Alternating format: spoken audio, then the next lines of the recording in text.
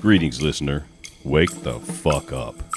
This is your future self speaking. I'll be honest with you, partner. I need you to forget all that bullshit you're worried about and see the bigger picture. You feel me? I need you to open your mind, your third eye, some shit, spread the love, whatever the kids say nowadays. I can't keep up. Anyways, I gotta go. Things are going to hell in a handbasket here in the future if we don't change it now. I'll get to the point. You have everything you need to grow to reach your highest self. You always have. Seek the truth, Space Cowboy, and let it illuminate your path. Welcome to the incredible journey of Jack. Enjoy.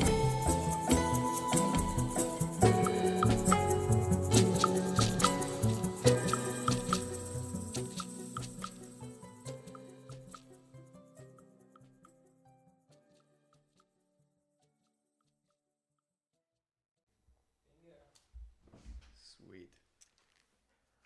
All right, what's up, man? Dude, what is up, Jack? Thanks for coming through. Thank you for the invitation. It was a great message to receive that you wanted me to come on and talk. Dude, I saw one of your posts and you were like giving out this, valuable information, bro. I appreciate it, yeah. Vital. And I love fitness, and so I'm just happy to have you here. Yeah, happy to be here. We'll have a great conversation. We were already like going off. Yeah. I felt like we could have had like a Before 30 cameras minutes going. before Yeah. it all started, but so you're a strength and conditioning coach Yeah. at Fort Worth Strong. Yeah. Is that right? Yeah, so I work at Fort Worth Strong. The primary role that I serve up there, strength and conditioning coach.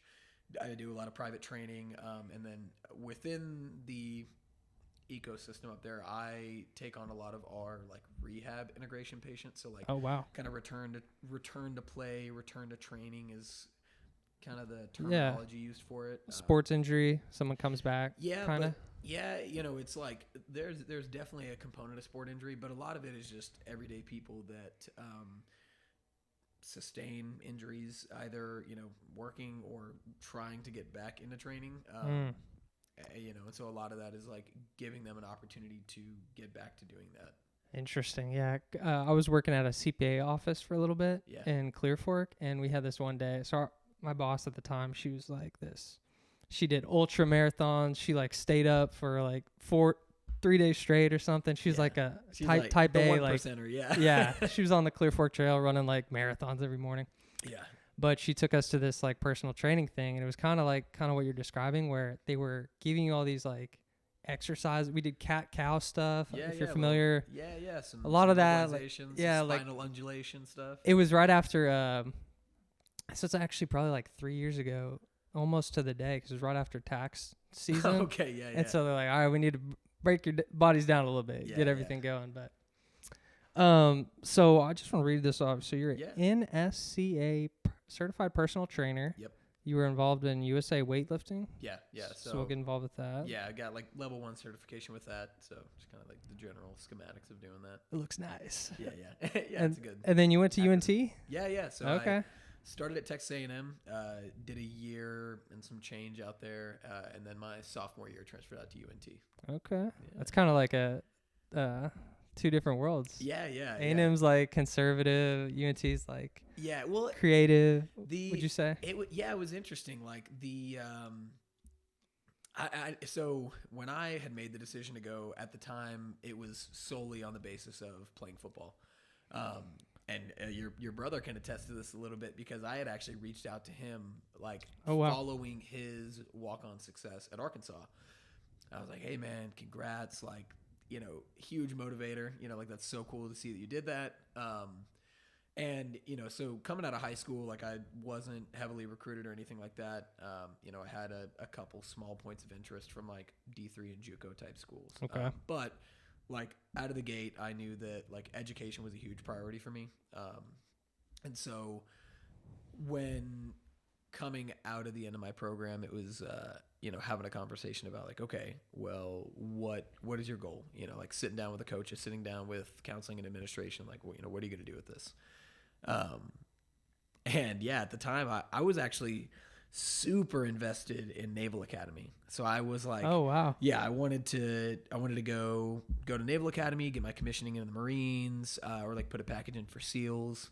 And my plan was like go there. So when you attend the Naval Academy, everybody graduates with 2 degrees, a mandatory bachelor's of science, because a lot of the academies, like specifically the Naval Academy, produce a lot of naval engineers. So guys are like working on subs and stuff like that.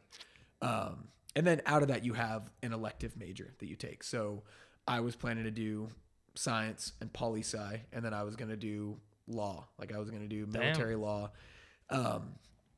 And yeah, I like got super far into the process with that, was assigned a blue and gold officer. And, you know, pretty much from there was like kind of like getting into the final component of like making a decision of Naval Academy or A&M. And I was like, yeah, I'm not ready for this. I'm not ready for like Naval Academy. It's a huge commitment. You know? Like you get, I think you're allocated like 21 days of leave to actually be able to come home and do anything.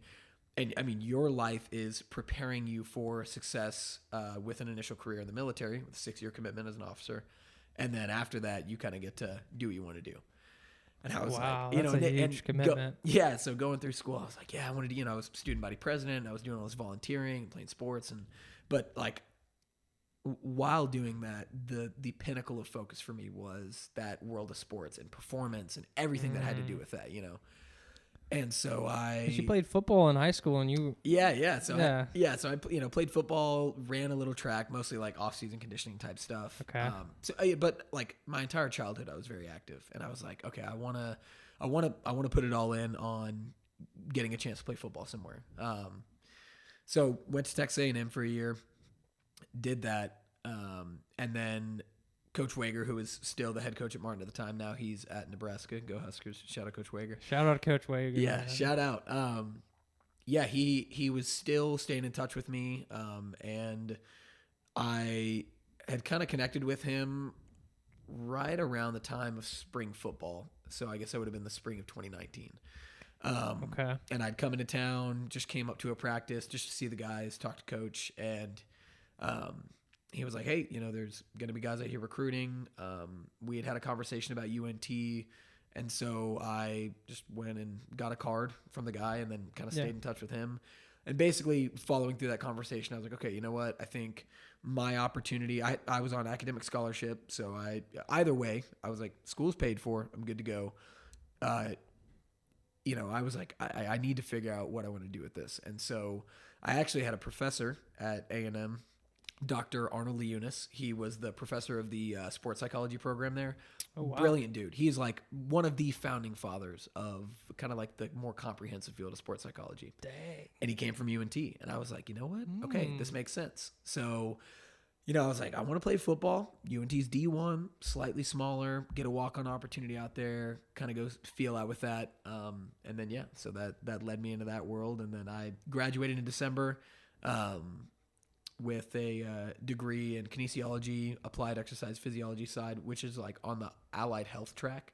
Kind of made another audible my senior year and started stacking in extra classes like OChem and some of the prerequisites for pre-medical.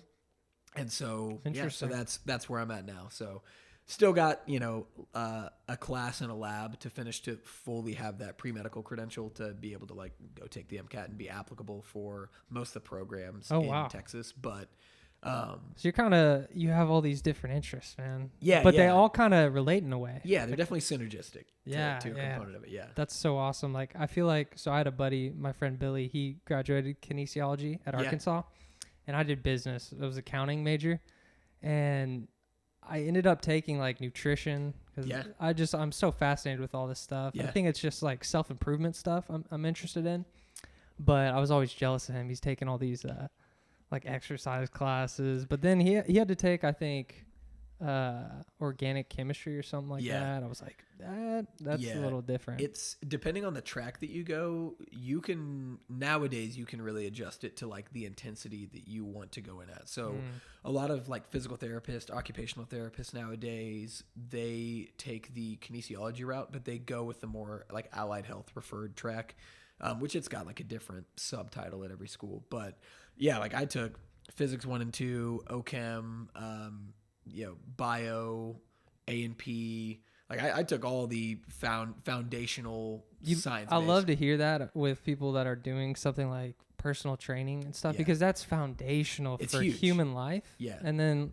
just having that backbone, teaching people and helping people. And it sets the service apart. Like, you know, we'll definitely get into it as we kind of go on, but like that is one of those things that I think has been a huge differentiator in my ability to be successful doing what I've been doing so far versus, you know, some of the people that take, I guess, more of like an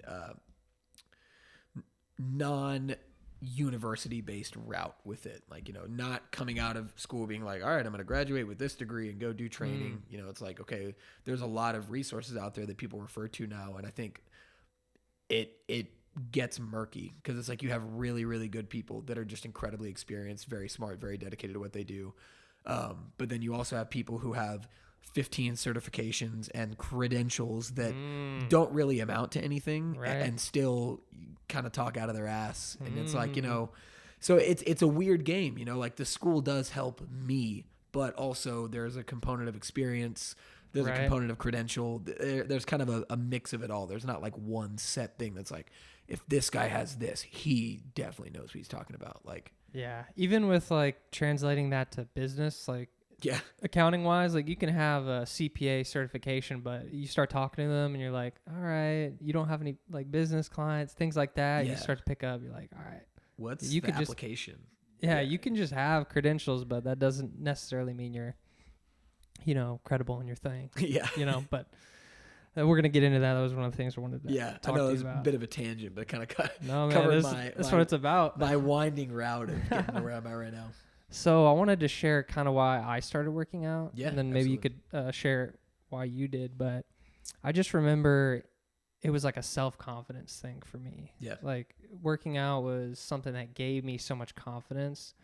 And I also had a lot of energy that I wasn't using.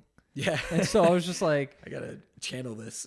Exactly. And so I think I started working out seriously like in, I don't know, 8th grade. Okay, yeah. 8th grade was probably it because I knew I wanted to play like sports in high school. I wanted to play basketball. And so I didn't play any sports in junior high, but I knew this was kind of what I wanted to do. You know, my parents, they were in sports and stuff. They played, my dad played college baseball. My mom, college volleyball. Parents are studs. And I always loved like sports, but then I knew like working out was something that I needed to focus on. So one of the things why it was like self-confidence and it just helped me build confidence. It was like knowing I'm improving myself. And then in the back of like, I feel like in the back of everyone's mind, they're like, I hope I don't get my ass kicked. You know? Yeah. kind of a preparation for just if anything happens. Yeah, exactly. And I think there's ways you can avoid that. Like there's a lot of mental, you know, strength stuff you can use, but that's kind of why I started working out. And I have a clip from Joe Rogan's podcast. Oh, dude, I want to see it. I feel like you might have seen this. Do you know who this guy is? Pat McNamara, yeah. Okay, so he explains like the four or five reasons why to work out. It's pretty hilarious. This is a great clip, though.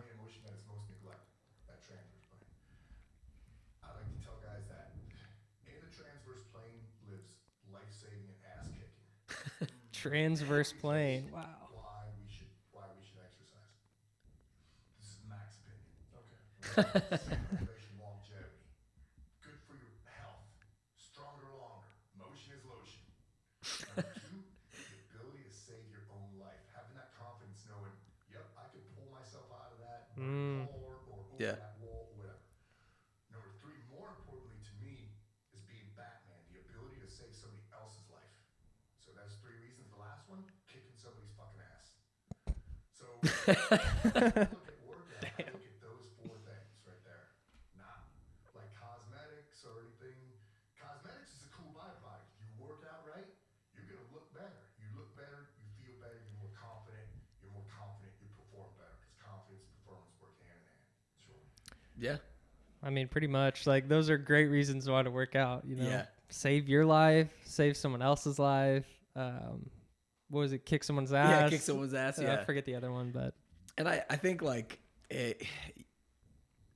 those training principles, like those are individualized, you know. So like I think that like when being in a presence of like general population, there's a lot of people that does not apply to. Like to a lot of people, they're like, that is like the David Goggins mindset. Like that, I don't want that. You know, It's extreme. I don't want to carry the boats. I don't want to break my shins and run a marathon. You know, but like, yeah, I think what that video does a good job of doing is that, like, regardless of what you're looking to achieve out of your journey with fitness and really like wellness and everything that includes, whether it be performance, whether it be combative sport, whether it be just like I like to feel good and move well, I think there's like like motion is lotion. I like that. Like, yeah, makes you feel good, you know, kind of keep everything moving well. I think regardless of what you're doing, that should definitely be an emphasis. But it's like, it's going to translate differently for everybody. There's plenty of huge guys that I know that I don't know that like they're ready to go win a fight. I've seen big dudes get the shit beat out of them, you know? Yeah. So like, and I've seen little dudes that train well and train combatively beat the shit out of big guys, you know? So it's one of those, like, I think some people get a little too intoxicated with the idea of that, where they're like, yeah, I'm in the gym every day. Like,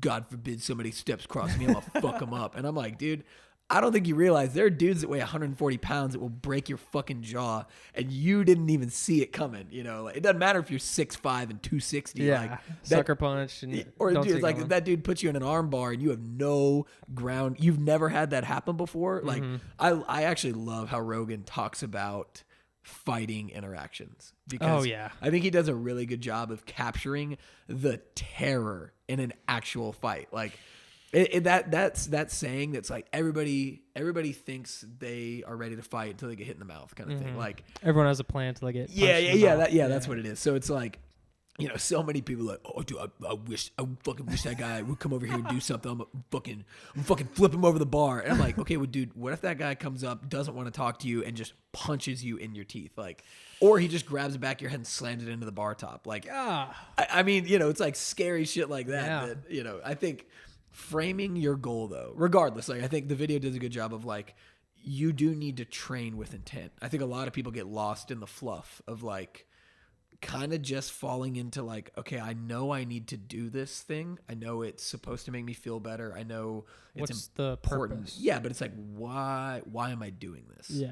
That's what I always thought about, is like, why am I actually doing this? I like to analyze different things. And so those are some of the reasons, like, it really clicked with me. I'm like, yeah, I actually, you know, I was a lifeguard in college for a little bit, and it's part of just like being able to, like, I love to save someone else's life. Yeah, like, not necessarily me, but like if you have to save like your partner, you know, or your family member. Yeah. Or just anybody. Yeah. Like, shit happens, you know. If someone comes, like, God forbid this happens, but something happens and you have to run like 3 miles, right? To cover, like, are you going to be able to do that? Yeah. And so those are just things that I think are extra motivators for me in the gym. Yeah.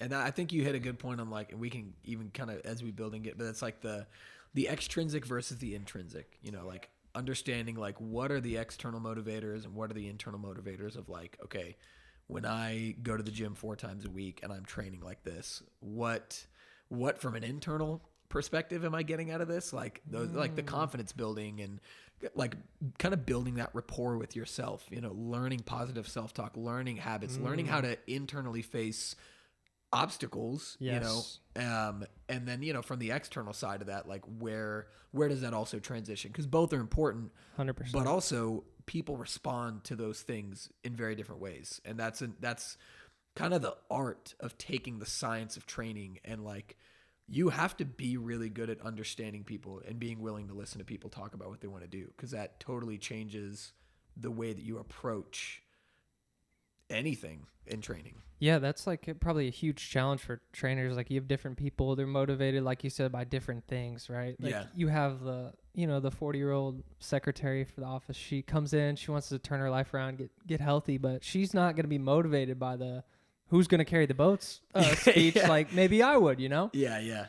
And, I think going back to that, David Goggins, what he trains, like, he's not trying to get bigger. No. He's training his hardcore, mind, dude. Bro. Yeah. He's just hardcore. He's training his mind. And part of that I like too, because I'm not like trying to be a bodybuilder, you know. That's people love to do that. My brother's on that path. He's doing great. If anybody, I know, I'm sure he's talking about his brother, but Ben Robinson, you check him out. Training Co. Robinson Training Co. He puts awesome content out on LinkedIn, awesome stuff out on Instagram. And yeah, he's been doing an insane prep approaching his first show. So shout out to you. I don't know if you're going to be. He's going to watch it. this. Yeah. Good. Yeah. But shout out, man. You look great. I got Very some cool. advice from him. Cool. Questions to ask. Yeah. But he has a show in June. Yeah. That's huge. So I'm going to go and we're going to maybe do some content for that or something. That'd be awesome, dude. It'd be pretty fun. But it's going to be a high stress couple of days with that. I know. And that's the crazy part. Like I try to tell him, I'm like, bro, you just, because he got a little sick, last week, and being older brother, I'm just like, bro, you got to take care of yourself. I know you're cutting weight. That's a part of it. You're dehydrating yourself. Huge toll on your body, but it is what it is, man. Yeah. I wanted to ask you when did you make the biggest leap in your strength and fitness? Because I always like to wonder about that, because for me it happened when I started drinking protein, eating a lot of food. That's really when I saw the gains. The huge, not a huge gain, but but I think for me, getting involved in I know I shouted it out already, but the Martin strength and conditioning program. I was active my whole life. I played every sport as a kid, whatever was seasonal. I grew up in Virginia, so I played a lot of soccer out there, a little bit of football, a lot of basketball, it just whatever was in season, you played it. It didn't mean I was great at all of them, but the exposure to all that was great. And then I started lifting weights when I was 11, 10 or between 10 and 12, somewhere in that gap. And then dude, I mean at 14 years old, getting smacked in the mouth with Martin strength conditioning was a lot, and I came, so my mom and dad are both Marines. So wow. So I came from a background of, at a young age, definitely being conditioned and protocoled to take on adversity a certain way, pain is weakness, leaving the body kind of mentality. Granted, I think my parents did a fantastic job, especially learning so much about sports psychology now. I think they did a really good job of facilitating a positive relationship for me, where it was they were there to help kind of provide options and reinforce things, but ultimately it was my decision, and I think getting involved in the Martin strength conditioning program was the huge differentiator. It was the kind of collective suffering that I think is super important for people to endure at some point. Oh, yeah. I think it was highly formative in the way that I think and go about doing things, even in my day to day. And I think any guy that has been through that program can attest to that specifically on the football side. I know that, especially now they've done a great job of extending, the program to all the athletics and allowing that, to be a more collective community. But that was a huge. I want to ask you more about this, because I didn't do the football side, but we went, me and Ben, to the summer camps. Those things are legendary. Yeah. It's get up there. It's 2 hours. You are done. You are wiped out after. But I played basketball freshman year, and during our off season, we would work out with football in the morning sometimes. Really? Yeah. And cool. We did the circuits or whatever. Oh yeah, the run station or two-station run. Thank you. Yeah. Holy crap, dude! That was probably honestly. You got the Gonzo experience, bro. He got mad at me one time. Yeah, he thought I wasn't working hard enough. I probably wasn't. Dude, that dude's cut from a different cloth. That. Yeah. That dude is a legendary figure in the walls of Martin. Dude, those one time we were all in the gym working out. We're doing the arm curls. You go station to station to do them. And the coach, he just blows the whistle. He's like, stop. He's like, Holguin's not doing them, or he's not he's not counting or something.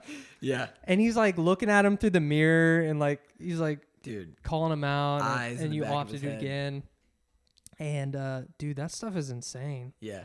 And I remembered that point in my life too, because my friends, I had friend groups football guys and then basketball guys, and you notice the split. You're damn, dude, the football dudes are getting huge. They're going crazy. Yeah. It was intense. I loved every bit of it. It ultimately, a lot of it led to me getting hurt. Definitely experienced some of my first serious injuries doing that. But but there was a huge bridge of Yeah, man, just that conditioning, like doing. So for people that may not be familiar listening to this, we both went to James Arlington Martin High School. So one of the things, shout out hometown.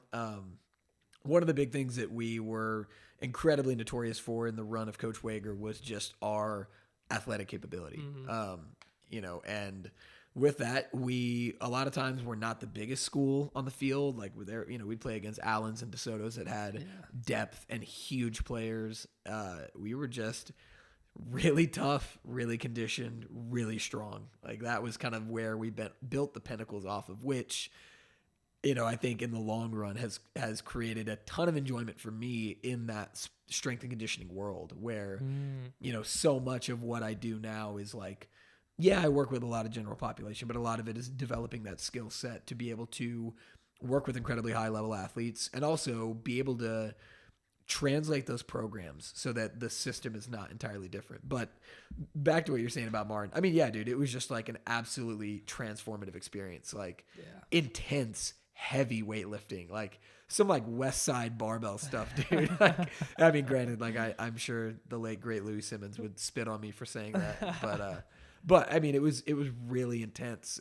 You know, the expectation was go always, you know, like I would get like kind of sick to my stomach before. Oh, dude, kids. I'd be like, I don't want to do this. Yeah, dude, kids would be throwing up before workouts, during workouts, after. Kids would hide out in the bathroom. But like, it's crazy though. It's a selective weeding process because the thing is like, I never knew the coaches to kick a kid out of the program. I never knew that.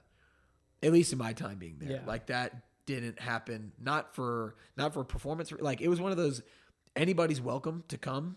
It's your choice to stay and do it, you know? And that in itself is the reason why I'm so close with the guys that I, trained and played with for all that time. But it definitely, you know, those guys that fell off, kind of like you said, in that like separation of like your friends that were doing football and basketball, like I think it was even more so. It was like if you fell off of that, it was like I mean I knew a lot of guys that had a lot of talent, and it was just like it was that mental thing, man. Like they didn't like the approach to discipline. They didn't like certain components of the program, and to each their own. You know, like it worked really well for me. It's worked really well for a lot of people, but there was a lot of really talented guys that I knew that fell out of that for whatever reason or the other. And I think that like looking at the trajectory of kind of where that's put them and what they're doing today, I think there has been an impact. Like I think I look at the people that I stuck it out with and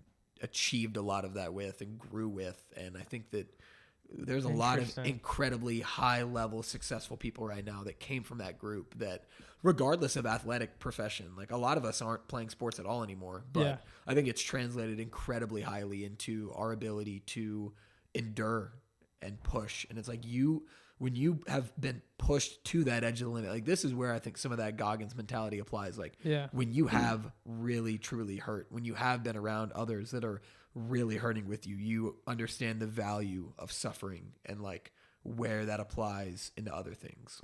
That was great. I appreciate it. Little thing right there. But yeah, I think about it too with kind of like how you can't appreciate like a sunny day without the rainy days. I think of that in the same aspect. Like you have to put yourself in those positions to like feel that suffering. In order to have like a great perspective. It's kind of like a cold shower in the morning. If you ever do that. It's like shocked to do. It's like, if this is going to be the most uncomfortable I'm going to feel today, you know? Whatever it is for you. How just you like want to frame it. Yeah, putting yourself in those positions. But growing up, did you have like a mentor, anyone that kind of helped you through that or you looked up to? Yeah. I mean, like my mom and dad were definitely a huge source. I'm 100%. Sure you can attest that with your parents. Like they provided a ton of that. But yeah, there was a lot of mentorship that kind of flew in as I went through that. I mean, so when I had moved to Texas from Virginia, you know, I moved at kind of a formative age. You know, I was like 12 years old. So, you know, completely uproot from Virginia, move all the way halfway across the country to Texas. And I got plugged in with a church that was in Arlington called SJ, St. John the Apostle.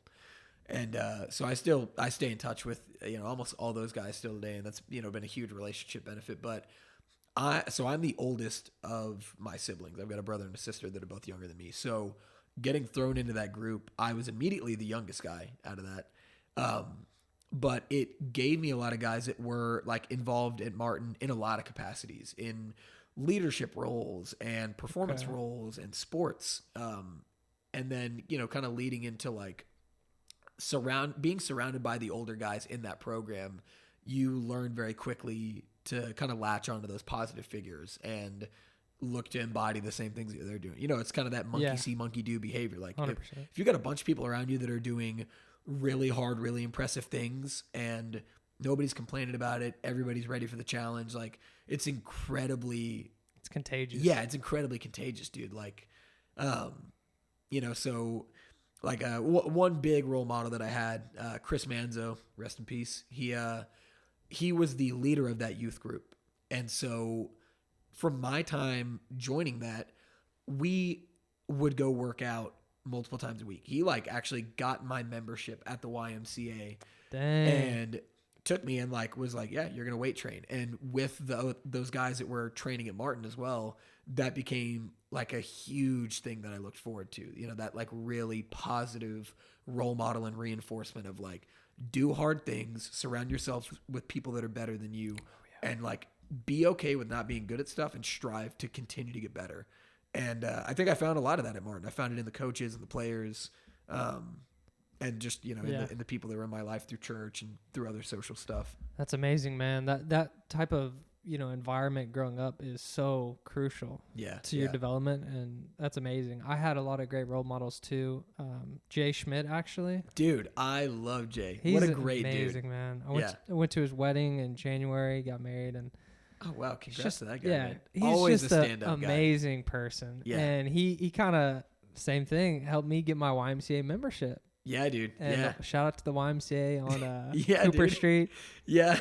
Me and Ben, I have this photo of me and Ben working out. Oh, dude. And I'm wearing like weightlifting gloves, we got the whole get up, man. We look so corny, but we were getting after it, and Jay really helped me out there. And then Coach Hall, the basketball coach at Martin too, same thing. He was someone that told me, he's like, if you want to be an athlete, you have to work out. He said 4 days a week. Yeah. It has to be a priority in your life. Yeah. And I was like, okay, wow. And he's like, whatever he was, like 45, dunking the basketball. I'm like, I'm gonna listen to you. All right, yeah, I believe you.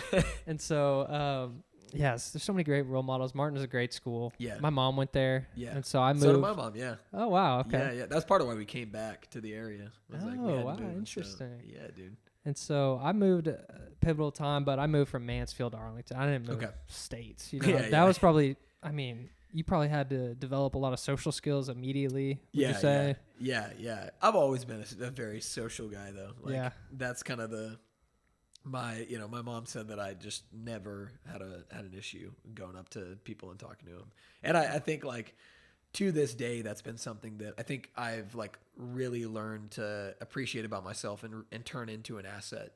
I think I used to know that I was good at it, but I tried to kind of be coy about it. Like, oh, thank you. I appreciate it. And I think more it's now like, yeah, thank you. I really enjoy being able to do stuff like that. Yeah, man. I can go if you told me that we had to go do the same thing in front of 60,000 people, that would be awesome to me. Like, to me, that doesn't that's not oh my gosh, I don't know. That would freak me out. Yeah. I'm like, to me, I'm like, yeah, let's do it. Let's do 600,000, like whatever it is, Well, man, that's awesome. And, it's taken you far, even led you into, personal training is something that's personal, right? You have to understand the person, like you were saying earlier, and then kind of tailor the system for them. Yeah.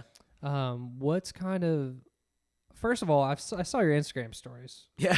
Bro, I want to get in on one of these classes. Dude, I'll have you up. I'll have you and anybody else that helps with like production and stuff like that. Let me know, man. I'm right in Fort Worth. Like it's a great time. You can come in for a one-on-one. You can come in for a class.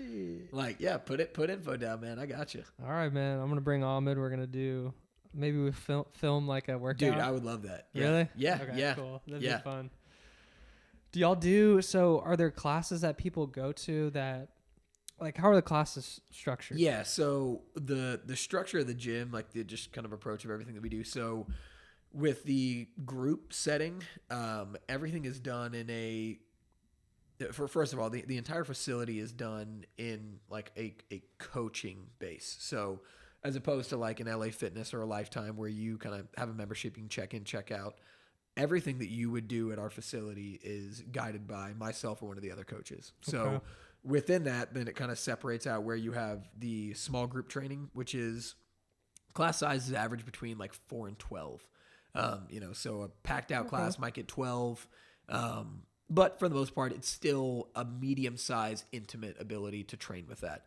And then on the other side of that, that's where we do the private training. So it's either one-on-one or like a semi-private model where maybe there's like 1 or 2 or 3 of you kind of in that same hour operating in a space.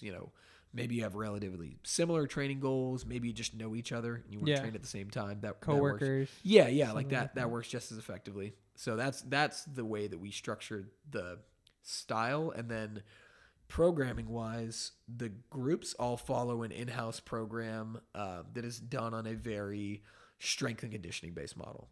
So training for longevity and applying a lot of the principles of traditional strength and conditioning. So the owner, Nick Redmond, I mean, dude has been a huge blessing in my life. Absolutely fantastic guy. Brilliant as well. He's got his degree. He's got a CSCS. He's got all the letters. Yeah, I mean, dude's got freaking alphabet soup after his name, and so he leads the training within that. And so we do a lot of corrective stuff. We do a lot of varying modalities with training. So getting in that group setting, you get a lot of exposure to stuff that I think is very different from the conventional. I would say like the competitor, even like the F45s, the Orange Theories. It's two completely different domains, two completely different animals. Because the Orange Theory, my mom did it a couple times. That's like you go in there and you have like low weight, high rep stuff. Yeah. Like you're trying to burn. Isn't the whole idea behind Orange Theory is get your heart rate into like that? Yeah, the upper 160s. Yeah, so the idea is like with a lot of the Orange Theory model, it's it's like calories burned, keeping heart rate in a certain zone of training. Yeah, and very like scientific, right? Yeah, and it is. And I hate that like that phrasing like, oh, it's science based. It's like it's just like people say like, oh, this is HIIT training. It's like, okay, well, HIIT is like a really specific thing that you're referring to. So like, what are you actually doing? It's like people saying this is a power movement. It's like, okay, well, is it actually power based? Like, are you within the right? Yeah, it's like, are you within the right percentage range? Are you actually like eliciting the correct response from the muscle tissue with your training system that you need to be developing power like that? That's something that a lot of people kind of like overlook that. But yeah, so that's kind of, it's like circuit based type stuff with Orange. Same thing with F45. It's like get in, move, have fun. That's kind of how I think. Which is not, that's a good thing, Yeah. I'm glad we have those systems because I think fitness has become something that is like really accessible and very sought after nowadays. Like I think more and more and more people are realizing the importance of having something in their lives that allows that, Yeah, 100%. And so then translating that to kind of what Fort Worth Strong does, like the class you did this morning, could you take me through kind of what y'all did? Yeah. So like a conventional day that you would see, I'll kind of go over like a brief general overview. So you would come in, we would go over any announcements or things that we may cover within our like community stuff. After that, it's going to be a mobilization series. So that's going to be all general movement pattern specific stuff that we are going to be intending to get blood flow to. Okay. So, for example, today we did floor press and we did an offset loaded, bilateral squat variation. So we did a lot of infrascapular, subscapular warm-ups, stuff to get the body primed to do pressing movements. After that mobilization phase, that's when you go more into what would be the like activation series. So again, kind of like getting potentiation stuff for the muscles. It's like, okay, maybe now we're going to do a variation of a press to kind of get the body moving and ready for that. And then typically how we have it broken out is like 2 to 3 primary training segments that we follow through. So that could be a strength block and a conditioning block. It could be a recovery and corrective block where we're doing exercises to like reestablish postural correctiveness. Oh, and then, I love that. and then like an accessory lifting thing, Okay. So like you mentioned earlier, like the cat cow stuff, think that, but like to the next level of like, okay. yeah. Dude, I'm interested in all this. Yeah. Oh yeah. A little Carrie video of the story from the other day. I love that. Dang, everyone in this class is dead. Okay, so this would be the So this was an example of the floor press and squat series that we were doing. So for today's workout, we had we did it in like an EMOM style. So every minute on the minute, you had 3 movements you were going through, and you had a minute to complete each of those. So with our barbell floor press, we've been in a progressive series with that. You had 8 reps. We were at an RIR 2 to 3. So RIR stands for reps in reserve. It's a way that I love to quantify training intensity for people that, if we have somebody that comes in and they haven't done a bench press ever, and it's like, hey, what's 70% of your max? I don't know. Like, I don't even know how to tell you what that feels like, but you can say, oh, I can do 2 more reps. Okay, cool. So that's how we gauge a lot of that. So we had the barbell floor press, and then we had that, counter loaded or offset loaded squat variation. So just had a kettlebell and that single arm, and then doing a squat from that. Okay. And so that's getting like the core involved as well, Yeah, a right? lot of core. Yeah, A lot yeah. of core. So lateral flexion and extension movement, getting some anterior loading for that movement pattern. Okay. And I think one of the things that I think is really cool about this is like the scalability of this. So, I mean, just in that room, we've got, a guy that's in his 60s. We've got people that are in their mid and early 20s. We've got people, that's my boy Kyle, one of our other coaches. And so, yeah, it's one of those things where, you can truly come in and have no idea what anything relative to fitness is, and you have an ability to learn in this space.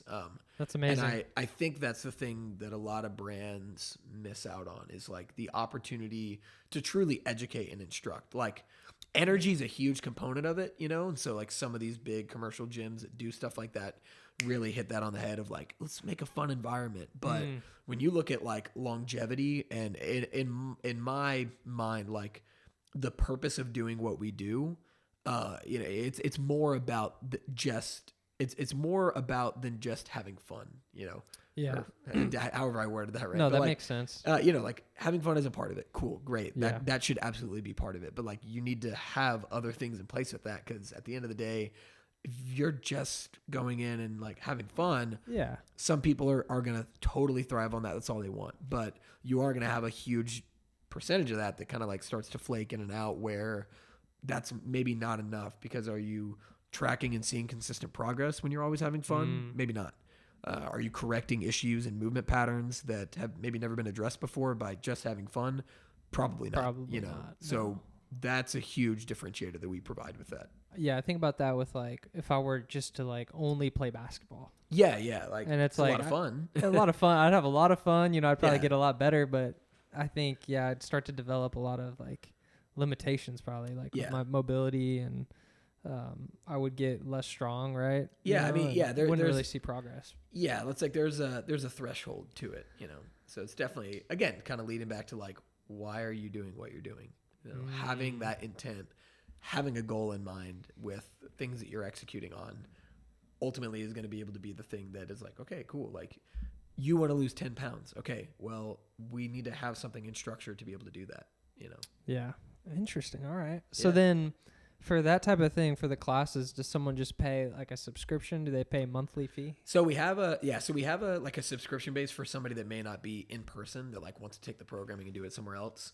But yeah, everybody that is in the gym does like a 4-week recurring billing cycle. So everything's done month to month. Okay. But it's like, if you want access to the classes, it's all unlimited based. So you come in, get set up with that, and then once you have that, you sit down with a coach. We create a user profile for you, and we utilize a software called Wattify.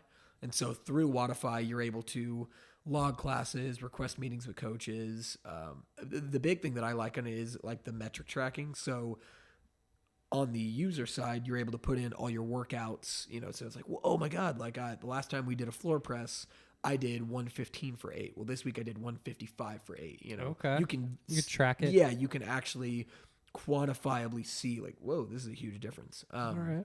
And then on the, I guess more like admin side, it's also nice because we can see, members that are interacting. We can see what they're doing, logging stuff, if they've actually been like logging anything or been attending classes, stuff like that. So it helps when we revisit those conversations about goal setting, where it's like, well, hey, we set this goal, 60 days ago, and you've only been to 6 classes and you haven't logged any of your workouts for that. And what are you doing outside of this? And so that's kind of that, like, that's a tough conversation. Yeah. But it is, but it's also like, it's real. That's what the service is for. Yeah. I am here to be your friend. I absolutely hope that, I build relationships with all the people that come through the doors, but at the end of the day, I'm doing you a disservice if I'm the only person that is in your life right now that you are communicating the value of your goals to, and I'm not holding you accountable to that. That's me. Dang. Like, yeah, you need to execute on that. But if I'm not coming back to you at the end of the day and saying, hey, Jack, we set this goal 3 months ago, man. We're not doing shit for it. I'm giving you a program. I'm giving you a meal plan. I gave you things to do outside of here. I'm giving you my time, information, and energy to help you. Why are you not executing? And those conversations happen all the time. And I love them because it's that moment where a lot of times people that are doing 1,000 other things in their life that often skip the prioritization of taking care of themselves. I love when that can be the moment that they're like, dude, yeah, I've got to do something about this. Kind of wakes them up. It does. Gets them going, and hell yeah, man. That's awesome. It's like, yeah, you're doing them a disservice if you're not holding them accountable. Yeah. It's huge. And accountability. I mean, you've probably day one, having parents and dude, like that word is like ingrained in the front of my head, accountability. And that's something that I think about too, because I have friends that, I'd want to get to work out a little bit more, right? And I notice that, I know they need to do this for their health and things like that. And I've always struggled, and that's why, you, my brother, people that are personal trainers, I have so much respect for. Because I would get too stressed because I feel like I couldn't convince someone to do it. I feel like either you have to know you want this in your heart. Yeah. Because like all I can do is lead you to the well. Yeah. No. And that's like, I don't know that I'm necessarily convincing people always. There's definitely a component of reassurance with it, but like I can lead you to the well. I cannot make you drink. Yeah. I can put the best program in front of you that's customized and has all the freaking bells and whistles. And you've got your app, and you've got your freaking Whoop and your Apple Watch, and you've got your sleepy time pills, and like you've got all this stuff. You got all the supplements. Like, do it. Are you going to do it? That is the only differentiator between your ability to succeed and not succeed. And the problem with that is it's the hardest thing. Yeah. Because you do have people do have life variables. It is hard to train and diet when you're traveling. And I'm speaking from experience, like working and traveling, it's incredibly hard. Like, and it, like me getting to be exposed to that has built a lot of respect for, and a different ability to connect with the people that are dealing with that, but that goes to everything, the mom of 4 who works a full-time job, maybe 3 times a week is the best that she can do. And maybe not getting McDonald's 5 times, but maybe only getting it twice, and getting, like a rotisserie chicken and a bag of rice 3 times. Like maybe that is the best she can do, but it's about not letting that person expecting overnight dramatic overhaul. And it's also about for you as a coach, this is where I see a lot of coaches fail. When I have clients come to me that have been with a coach or a personal trainer, is like, they're defeated. They've had a coach that's like, you suck. You won't take accountability. You're the reason you fail. Sometimes people need that, but you need to listen to the story that they have to tell with that. You know, because like powerful. Because it's incredibly powerful because you're taking a person who might be taking on the hardest challenge that they face. They might, I mean, and I'm talking about from every angle. You know, you have no idea what their past experiences with training.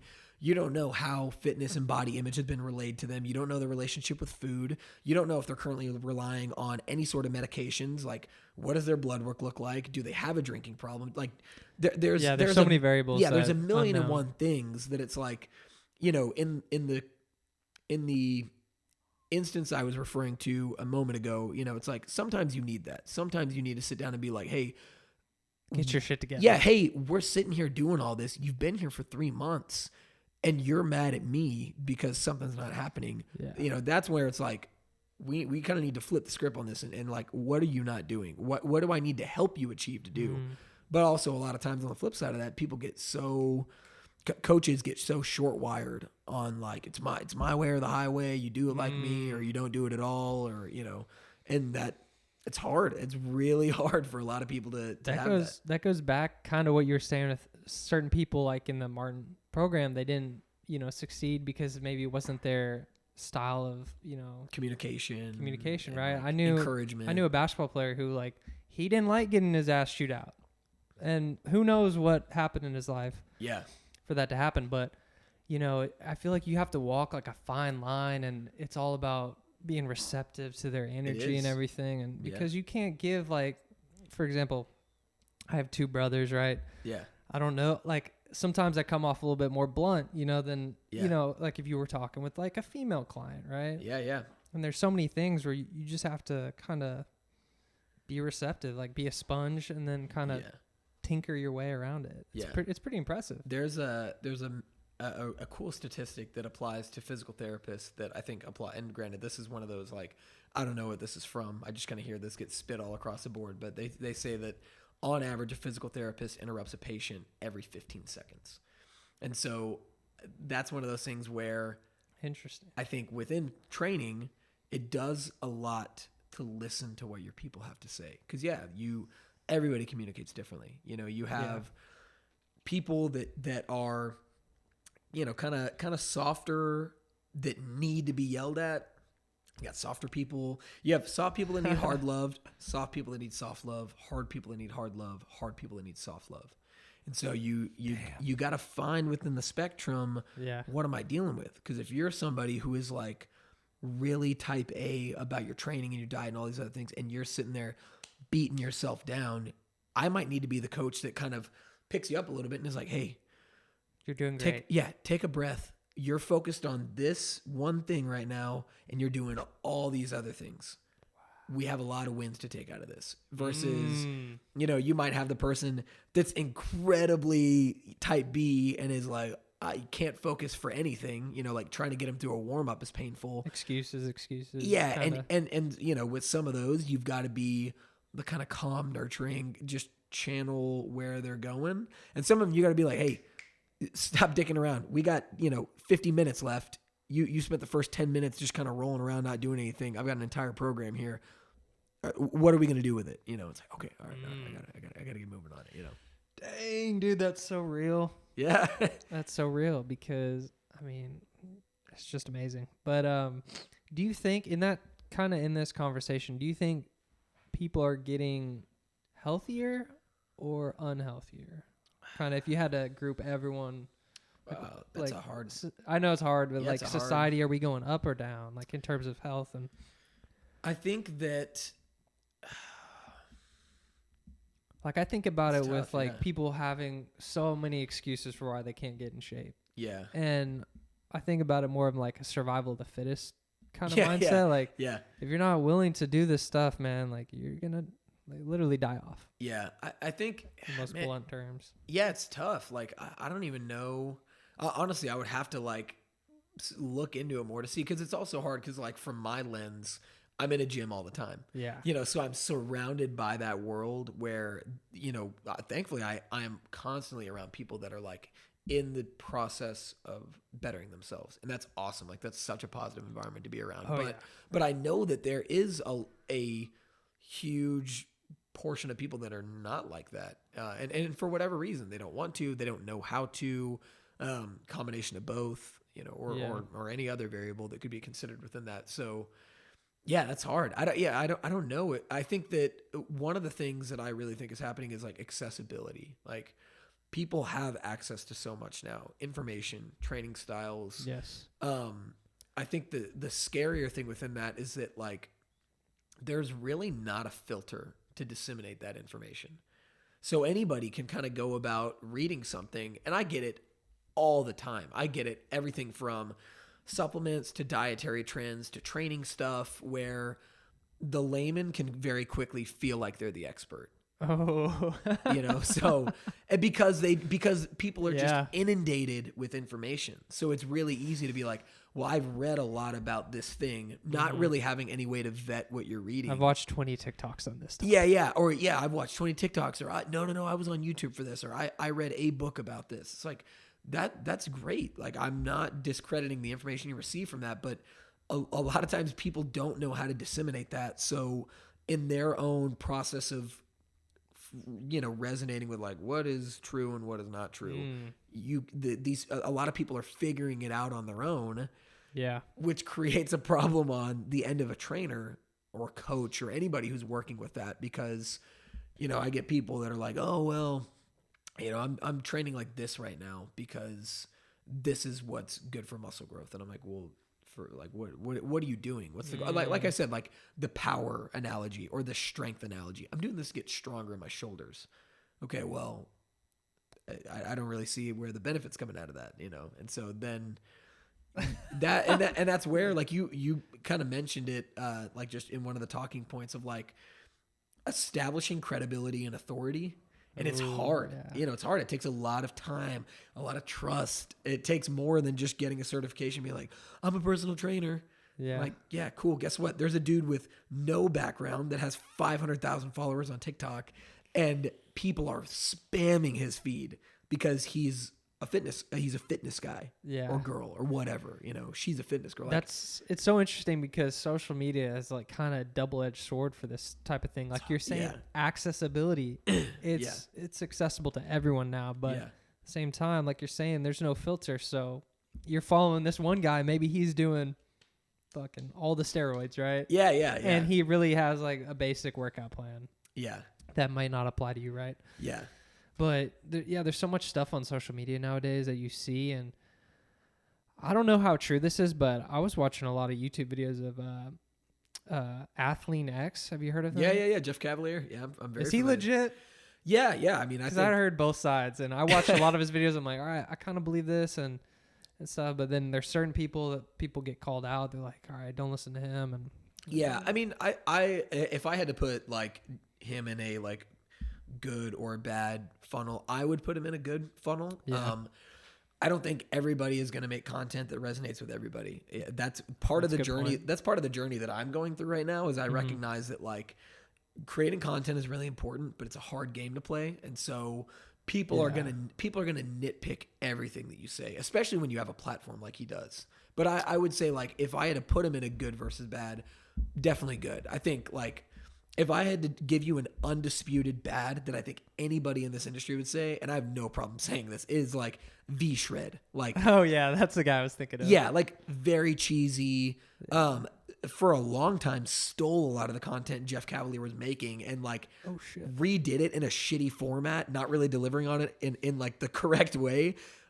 There's a lot of other like fitness influencers that like have done videos on this. Wow. Like, I might be wrong, but I think like Greg Ducette did a video talking about it. I love his content. Okay. Greg is like, if people are like, well, who should I listen to?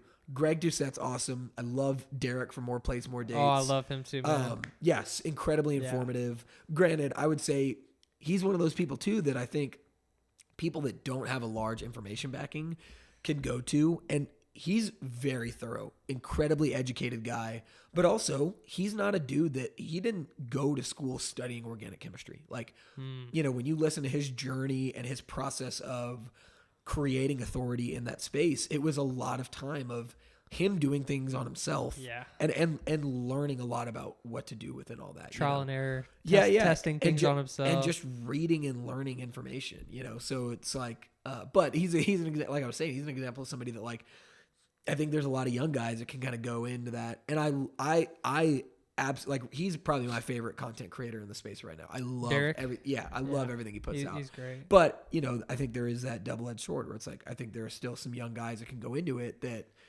hear the stuff that he says, even as thorough and I think as like careful as he is about providing anything that could be skewed a certain way. I think there's plenty of guys that be like, okay, cool. He said to not do this and do this. And he's like, that's not what I meant. Like, and he's very bro-y too at the same time. There's a part of it. Yeah. I like his stuff. His content's really approachable. Yeah, but that's a great but way it's to put also very informative.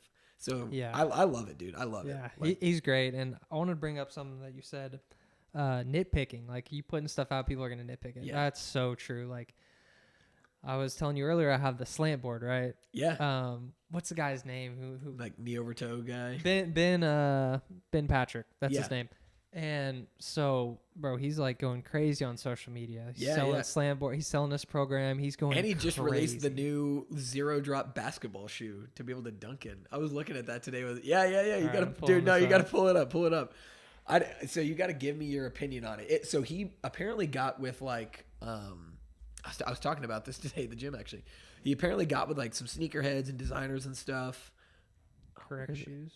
Yeah, let's see if. No, he's probably behind it. Let me see. Yeah, I would say definitely. Oh, here we go. Oh, I think that's Uncivilized Sneaker. Yeah, I want to know where. Oh, do they have a picture of it? Yeah, try to pull up a picture. But anyway, he had like a whole team help him develop this. Apparently, like with like trying to make it look better. Oh, here we go. $150. Okay, what do you think? I'm like, I don't know yet. He's like the type where it's all about practicality and function. Yeah. So I mean, but I'm saying I need to read more into you this. like to hoop. Would you wear that? Personally, no, because there's no ankle support. Oh, okay. I so like you're a the big ankle the support guy, Kyrie Irvings have the best ankle support for me. So Okay, I cool. used to wear Kobe's and I rolled my ankle one time, bro. So, I was like, nah, not They again. were so clean though, dude. Like I didn't even play basketball up to a certain age, and like I remember just wanting Kobe's. I was like, yeah, dude, man, he's he's so clean, legend. dude. So many colorways, and Kyrie's the same way too. Like if you ever look up, some Kyrie shoes, like he goes crazy on the designs. Yeah.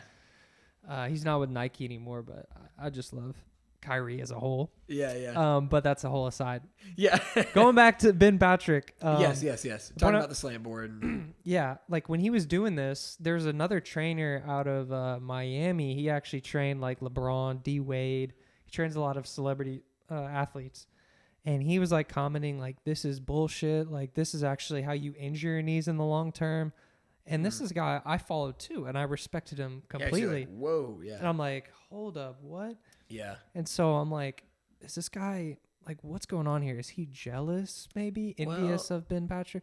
Or is he actually giving, like, because he's saying, like, in the textbooks, you're not supposed to put your knee over your toes. It's supposed to be 90 degrees. And that's what I had, learned growing up. Yeah. So, it's weird. I think, like, the Ben Patrick has definitely been criticized by a lot of figures in the training world. And I think, I think I like a lot of Ben Patrick's information. I think that it needs to be contextualized. Like, I don't think that you can just like arbitrarily throw some of the programming stuff that like he has made up. And I don't mean like made up as in like there's nothing backing it. I just mean like that he's put together. And so, yeah, I think like with anything with like kind of the knee over toe approach to stuff, like, yeah, I think there's a lot of principles in it that are great. It's like, keep your joints healthy, stay mobile, all that. But, there is a component that I would argue, like when you look at, this actually is great, like plyometric and power training. And this is something that like dates back with any of the top, and I'm not familiar with LeBron and, D Wade's trainer, he might be great. He might not. I don't really know any of the info on him, but, yeah, when you look at a lot of that training stuff, that style of training relies a lot on force production and like ground contact time, stuff like that. So, it's like, keeping your joints healthy, is really important, but it's like, just because you have really good knee over toe, like just because you're really good in high knee flexion doesn't mean you're going to be a great dunker. Like ultimately what you need to be looking at is like muscle and tissue elasticity and force production. So like when you look at the style, like plyometric training, that plyometrics is very specific. People throw that word around. So like to truly be doing plyometric training, you have to rely on a certain dynamic of the stretch shortening cycle of muscle tissue to actually be doing a plyometric. So, if LeBron's on a fast break and is pulling down court, is he going to lunge into his jump and all of a sudden go up, and just freaking slam? Like, no. But if he's incorporating tendon strengthening exercises and is staying mobile, is there kind of like an ability to look at like longevity with that? Yeah. So to me, it's like, I don't know that there's necessarily you have to do one, you have to do the other. I think incorporate a little bit of both, but it's like, for these guys that are power athletes, like you can't remove the power training that they're doing. Like there's not a replacement for it. Like you're not going to get better at bench pressing just by doing chest flies. You might be able to elongate the fibers of the chest a little bit more and kind of like create, like a more full appearance with that. And you may learn how to develop a better neuromuscular connection in the movement. Like again, there's benefits to it. Yeah. But again, like you're not going to be better at dunking just because you can throw your knee over your toe. I know lots of guys that can go knee over toe that cannot dunk a basketball. Interesting. That's a great way to put it. Thank you for breaking that down. Yeah, for sure. I'm glad. That was a great question. I think there's a lot of stuff like that is like, people are like, I don't know who to believe. It's like, I believe a little bit of both. Like, yeah, that's, bro, I love that you said that because I respect both guys and I think it's a nuanced conversation. Like, it is. Like you were just saying. It's super intricate. Like for Ben Patrick, and what's helped me was I was just like, I bought the Slantboard. I started doing like the knees over toes. Yeah. It's kind of split squats. I wasn't using weight, and I was practicing that. And honestly, bro, it helped me. Maybe it's placebo, but I felt like that. And then I was training my tibialis more. Yeah. Yeah. It helped me like move and run better. Yeah. And so I was like, whatever it is, like, I don't think he's selling that you're going to be able to dunk, but however, his whole story was that he had like a bunch of knee surgeries. Yeah, he was all tore up, and he was playing college basketball or something, and he couldn't dunk. Like he was just kind of like broken, right? Yeah, and then he like kind of ground up, trained this way, and now he can like dunk a basketball. It's I don't know, man. I'm pretty gullible, so I buy into a lot of this. Like, dude, whatever you're selling me, whatever, man. I love it, dude. I like you hit on something a second ago that reminded me of a point that I wanted to like hit on coming into this is like within this world, I refuse to speak in absolutes. It doesn't work. There is no, like, if you had to ask me like, what do I need to avoid? Anybody that is trying to tell you that they have the perfect solution for you, they don't even know who you are. It's marketing. Like, you know what I mean? Yeah, that like, is true. Fuck that. Get away from that person, and the other thing is like, never, ever, ever do this. There's exceptions to that. Like, if you're doing stuff unsafe, sure. Like, if you're doing a drug protocol or a movement, very dangerous, like, yeah, okay, don't do those things. But like people that don't ever eat white rice.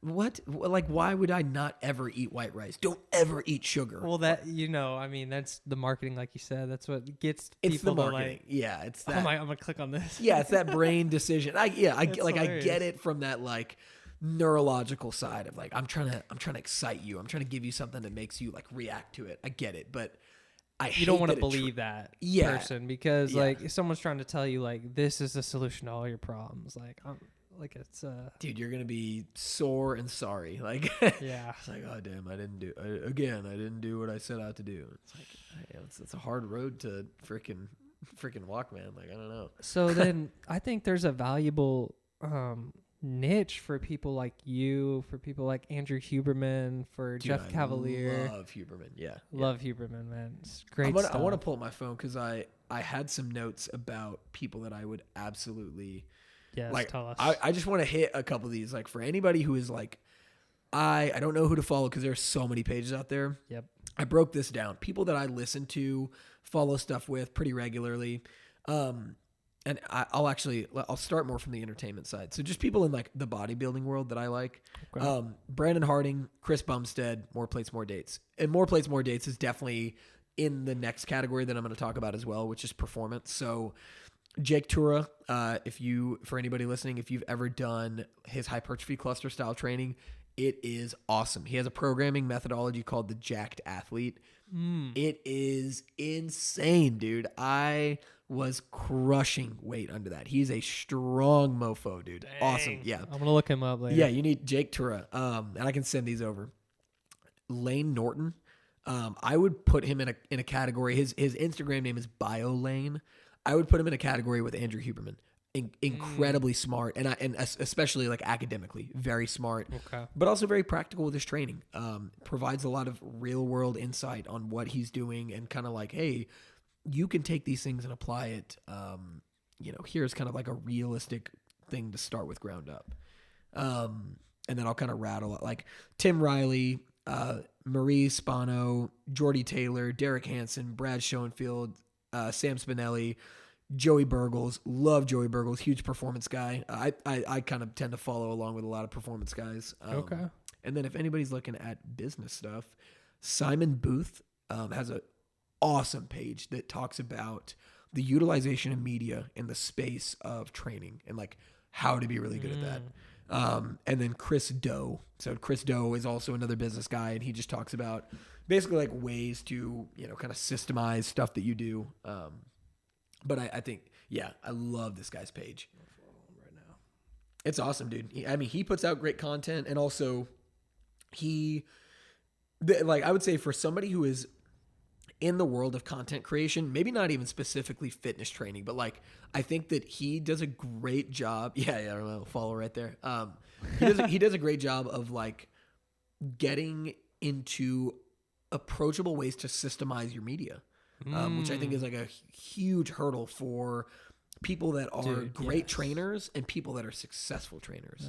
Especially in the space of knowing how to market themselves and create a brand. It's hard. It's really hard. And a lot of people aren't taught that. There's not a whole lot. There's not a lot of books or CEUs or things that you can learn about to go in and be like, I'm going to go and be a really good marketer. And so like, I actually a few weeks ago went to a 3-day conference called Raise the Bar. It was in Dallas.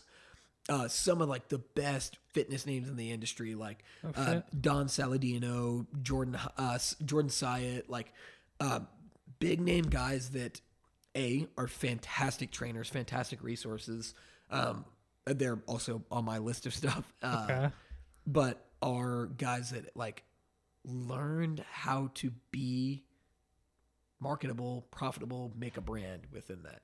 Which again, I know a minute ago I kind of like demonized the world of like, you got to do like gag bit stuff, but I think that they do a really good job of approaching it from, hey, you don't have to be a villain to like be successful making your brand. Yeah. You don't have to just be putting out shit content.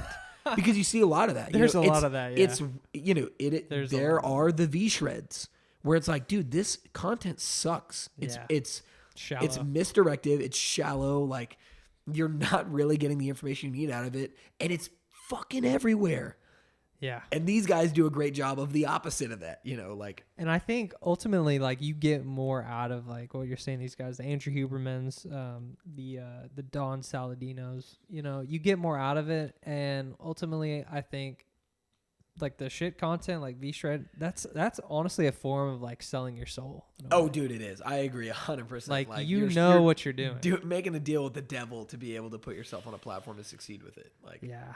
And I like what you said. So you said he helps you like systemize things with media and all dude, that. You've got I'm gonna look into this because that's a struggle that I've been doing a lot of this on the fly. I'm like trying to figure out how to get everything going. Yeah. And it's hard, dude. I mean, like I'm trial and error a lot. It is. And that, like, I would say the biggest thing, so like Jordan Syatt delivered this huge talking point at the end of the day, but this was something that like him, Don, Andrew Coates, like all these guys talked about when you're like working to create your brand, like just make content. Really? Like, okay. just keep go making content. Like, it's gonna be shit. You need to put out more than you think you do. Like, I traveled last week for work and it sucked because I didn't post at all during the week. And that's on me. Like, I need to get more systemized with having kind of a backlog of content to be able to put out when I am traveling. But, like, so to give some like background on Jordan Syatt and like where he's speaking from. So he, are you familiar with Gary Vee? Yes. Yeah. Yep. So he was Gary Vee's traveling personal trainer for 3 years, 7 days a week, 52 weeks a year, 3 years consecutive. He went everywhere Gary Vee did and trained him. And when he started doing that, so Jordan Syatt was doing like an internship program at Westside Barbell. Also a great resource. Like if anybody wants to conjugate program or conjugate method, freaking phenomenal. I know like I'm not the first person to talk about Westside, but I love it's great. But he was working there, you know, building that brand, working under Louis Simmons, like getting all this exposure within that style of training. And then, you know, had started a blog and was like writing on the blog, and he made the joke like writing to himself, basically. Like he was like, my mom was like the only person interacting on it, until he had one person interact with one of his things, and he immediately got back to him, send. Okay. That trail like kind of goes dead, doesn't touch it for a while. Fast forward to he's working with this guy in the coaching space and gets an opportunity to interview for this Gary Vee gig. And, you know, he goes to an interview, waits for a couple weeks, doesn't hear anything back. And then like apparently Gary Vee sent him a text or something like that. Was like, are you ready? And I think Jordan Syatt said, he texted him back and he was like, who the fuck is this? And he was like, sent a picture of himself. But leading into talking about the importance of like developing media, sticking to a brand, the reason that Jordan Syatt was recommended for that job, the coach he was working with was the dude that commented on his blog. And because he responded to him with helpful information, all that time later, this dude put him in a position to change his life forever. Whoa. And then he got in front of Gary Vee, and Gary Vee was kind of like, hey, you don't really use your media. And he was explaining that at the time that they weren't even like, Gary Vee did not follow Jordan on Instagram. He's like, you're not doing enough. He's like, by the end of the day, I want you to post 3 times. And so Jordan was like, oh, okay, well, fuck it. So he posted twice. And the next day, him and Gary Vee come in and he was like, hey, did you post 3 times? He's like, yeah, I got it, man. He goes, no, you didn't. You posted twice. And he was like, I was so embarrassed. But he said after that, for the next, I think it was like the next 3 years, he posted 3 times every single day. Oh my! With the exception of 2 days. And I think he said they both were Sundays. And on those days, he only posted twice. So that's amazing. And that story was just like shared and reiterated from all of these, like Jill Fitch. She was another awesome, successful businesswoman that spoke at that conference. From all these people, just over and over and over, it was like consistency. And like, however consistent you think you're being, you know, it's like, oh, I post once a week. Yeah, good luck. You're not serious about your brand. Yeah. Post 3 times a day, you know, and that's a lot, you know. So I understand the bar is high on that. You know, for me, I'm like just trying to get into a rhythm of like creating content daily or like creating a log of that. Yeah. But it's stuff like that you know creates a difference. I know that kind of like took a turn into like business development stuff, but I love that because that's something that I need to hear, man. That's like a story. Do you know Russ, the music artist? Yeah. Same thing. Like he was on SoundCloud before he even popped. Like he was making a song a day. Yeah. And he did every it day putting something out. Yeah, he did it for like years, and then finally he had one song that popped. Yeah. And people think it comes overnight. Yeah, and that's the thing is like it only takes one. And the weird thing about it too is like I think some people undervalue the time that it sometimes does take, because they see people that are on media now where it's like they get lucky and that their, you know, 3rd post ever just blows up. Sure. And a lot of times those people have a really hard time like riding that momentum because they weren't ready. They weren't ready to scale with that. And that goes from like a business side. If you're just making content to be funny, it's like a totally different game. But it's like when you're making content with the intent of creating a funnel for acquisition and lead generation, it's a different game, you know? So it's like when that game is exposure with the intent of lead capture, you know, it's like if all of a sudden you blow up and you don't have anything ready for that, like, dude, that can it's not a good place to be. It can be a world of hurt. Like it's a lot of pressure all at once, you know? So like you said, doesn't come overnight. Like be okay with building it and just doing it. Repetition. Like, embrace the grind. Yeah. Like just do it over and over and over and over again. Yeah, that's amazing. And, you know, doing this podcast, I wasn't thinking about it in that mindset, like the business, but now I've completely changed it. Yeah. And so I'm putting out more content, like these clips. And after we close up, I want to tell you about this idea that I have. Yeah. It's not like I'm reinventing the wheel or anything, but. No, you don't have to, man. No, you don't. But anyways, you gotta just embrace the grind and take it as it comes. But I need to post more content. Wow. Yeah, it's a big world. A lot of ways. All you need is like 1,000 people follow you.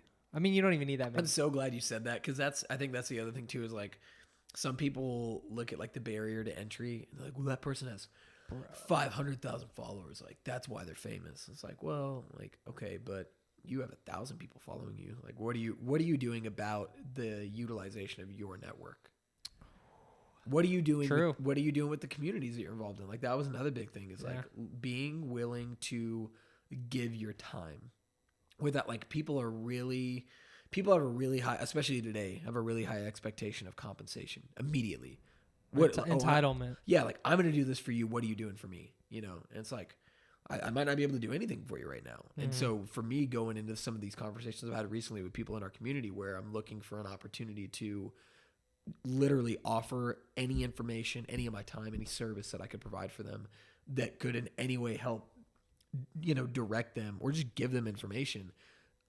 Like my mindset is so geared towards be willing to offer yourself up, you know, like go talk to people for free, go work out with people for free, go record content with people for free, go hand out a program for free. Like that's powerful, dude. Cause you never know like what's going to happen. Like it might light a spark and then who knows, bro? You like never know who you're going to talk to. And that's the thing too, is like, don't undervalue an interaction. Like, I know that's like such an old, like when you're a kid, like, you know, you treat everybody with respect and dignity. Like, yeah, absolutely. Those things are important. But like for real, like some of the largest contributions to my success have been made. And granted, it's like I say success is a very relative term. Like it's something that's definitely building, but the, you know, like those came out of willingness to like just talk to somebody, have a conversation, offer up your time. Don't be so expectant of immediate compensation or gratification of something, you know. And because of that, it's like I've been put in incredible opportunities, you know, to do stuff for people. Same, man. I mean, it's crazy how life works like that. I feel like everything's so interconnected. But yeah, same with this podcast, right? So Ahmed, my co-host, he wasn't able to be here today, but he reached out to me probably like a month or two ago. He's like, hey, we should catch up, like get coffee or something. And so I hit him up and we got coffee. And then he's like, I have all these ideas. You need to do short clips. You need to market it like this. And I'm like, dude, what? Yeah, whoa. And information overload.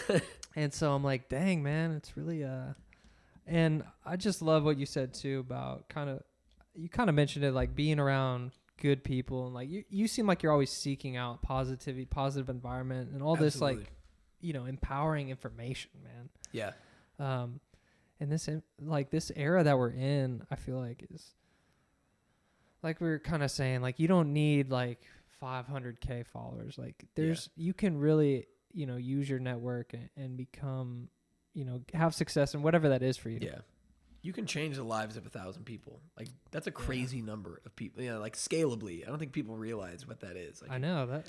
To work with 1,000 people, that's an insane. We just see a number and we're like, whatever. Yeah, it's but like 1,000 quantify individuals. What 1,000 is. You as a person being able to impact and help 1,000 people. That's huge. Wow. Dang, man. Yeah. I want to freaking work out right now. Just start busting out push-ups right now. Look at that kettlebell behind you. Dude, yeah. Throw my back out. Yeah. All right. Well, I kind of want to get into a little bit of this. Yeah, absolutely. Why do you think it's important for young men, especially, to work out? Yeah, I think like kind of some of the things that I hit on as far as like being introduced to suffering, learning how to deal with pain and the emotions that come with that. I just think it's incredibly formative. I mean, like, even outside of a side of it from like literature, like looking at all the benefits that you get for, like improvement in, like metabolic health and, like all the physiological stuff that comes within that. It's, I think all that stuff is super great. But I think even, I feel like part of this question is kind of looking at it from like a developmental perspective. It's like giving you tools to, just like giving you a toolkit for life. Yeah, like being able to challenge yourself, create confidence, learn a new skill. I just think it's incredibly important. Like something that I've held as a value is like, even if my kid, my son or daughter doesn't want to play a sport that I loved, like my rule will still be to find something physically active to be a part of. And to me, it's like, I don't care if it's dance. I don't care if it's golf, swimming, golf. Like, I want you to have an activity and I want you to incorporate fitness that improves your enjoyment and ability around that, So it's like, sure, I would kind of have some sort of expectation of some sort of resistance training system, It doesn't have to be what I do. It's like, the goal is the health, but, especially for young men, I think it's just very important to like build that confidence. I think it's important to build that foundation for, knowing that you're capable of doing things, knowing that if things are hard, that doesn't mean they're impossible, Yeah, knowing you're capable of greatness, really. And I think it's so important for young people to work out for basically because you can see the incremental progress. Yeah, it's so fun, especially at a young age. It's so satisfying. It's so fun. Yeah, like dang, I'm actually like, I'm putting myself first and I'm getting better. Like, I think it's huge and for confidence too. I agree. And I think for me, like, I guess if there was something that I think is important to deliver on behalf of this is like, for all of the people that are our age that are listening to this right now and like maybe starting a family, maybe intending to start a family, like what so many people miss, and this is on that side of like the sports psychology, is that the success or failure of a child being able to incorporate fitness in their life in the early years of adolescence relies so heavily on the parent's ability to facilitate and nurture that in a healthy way.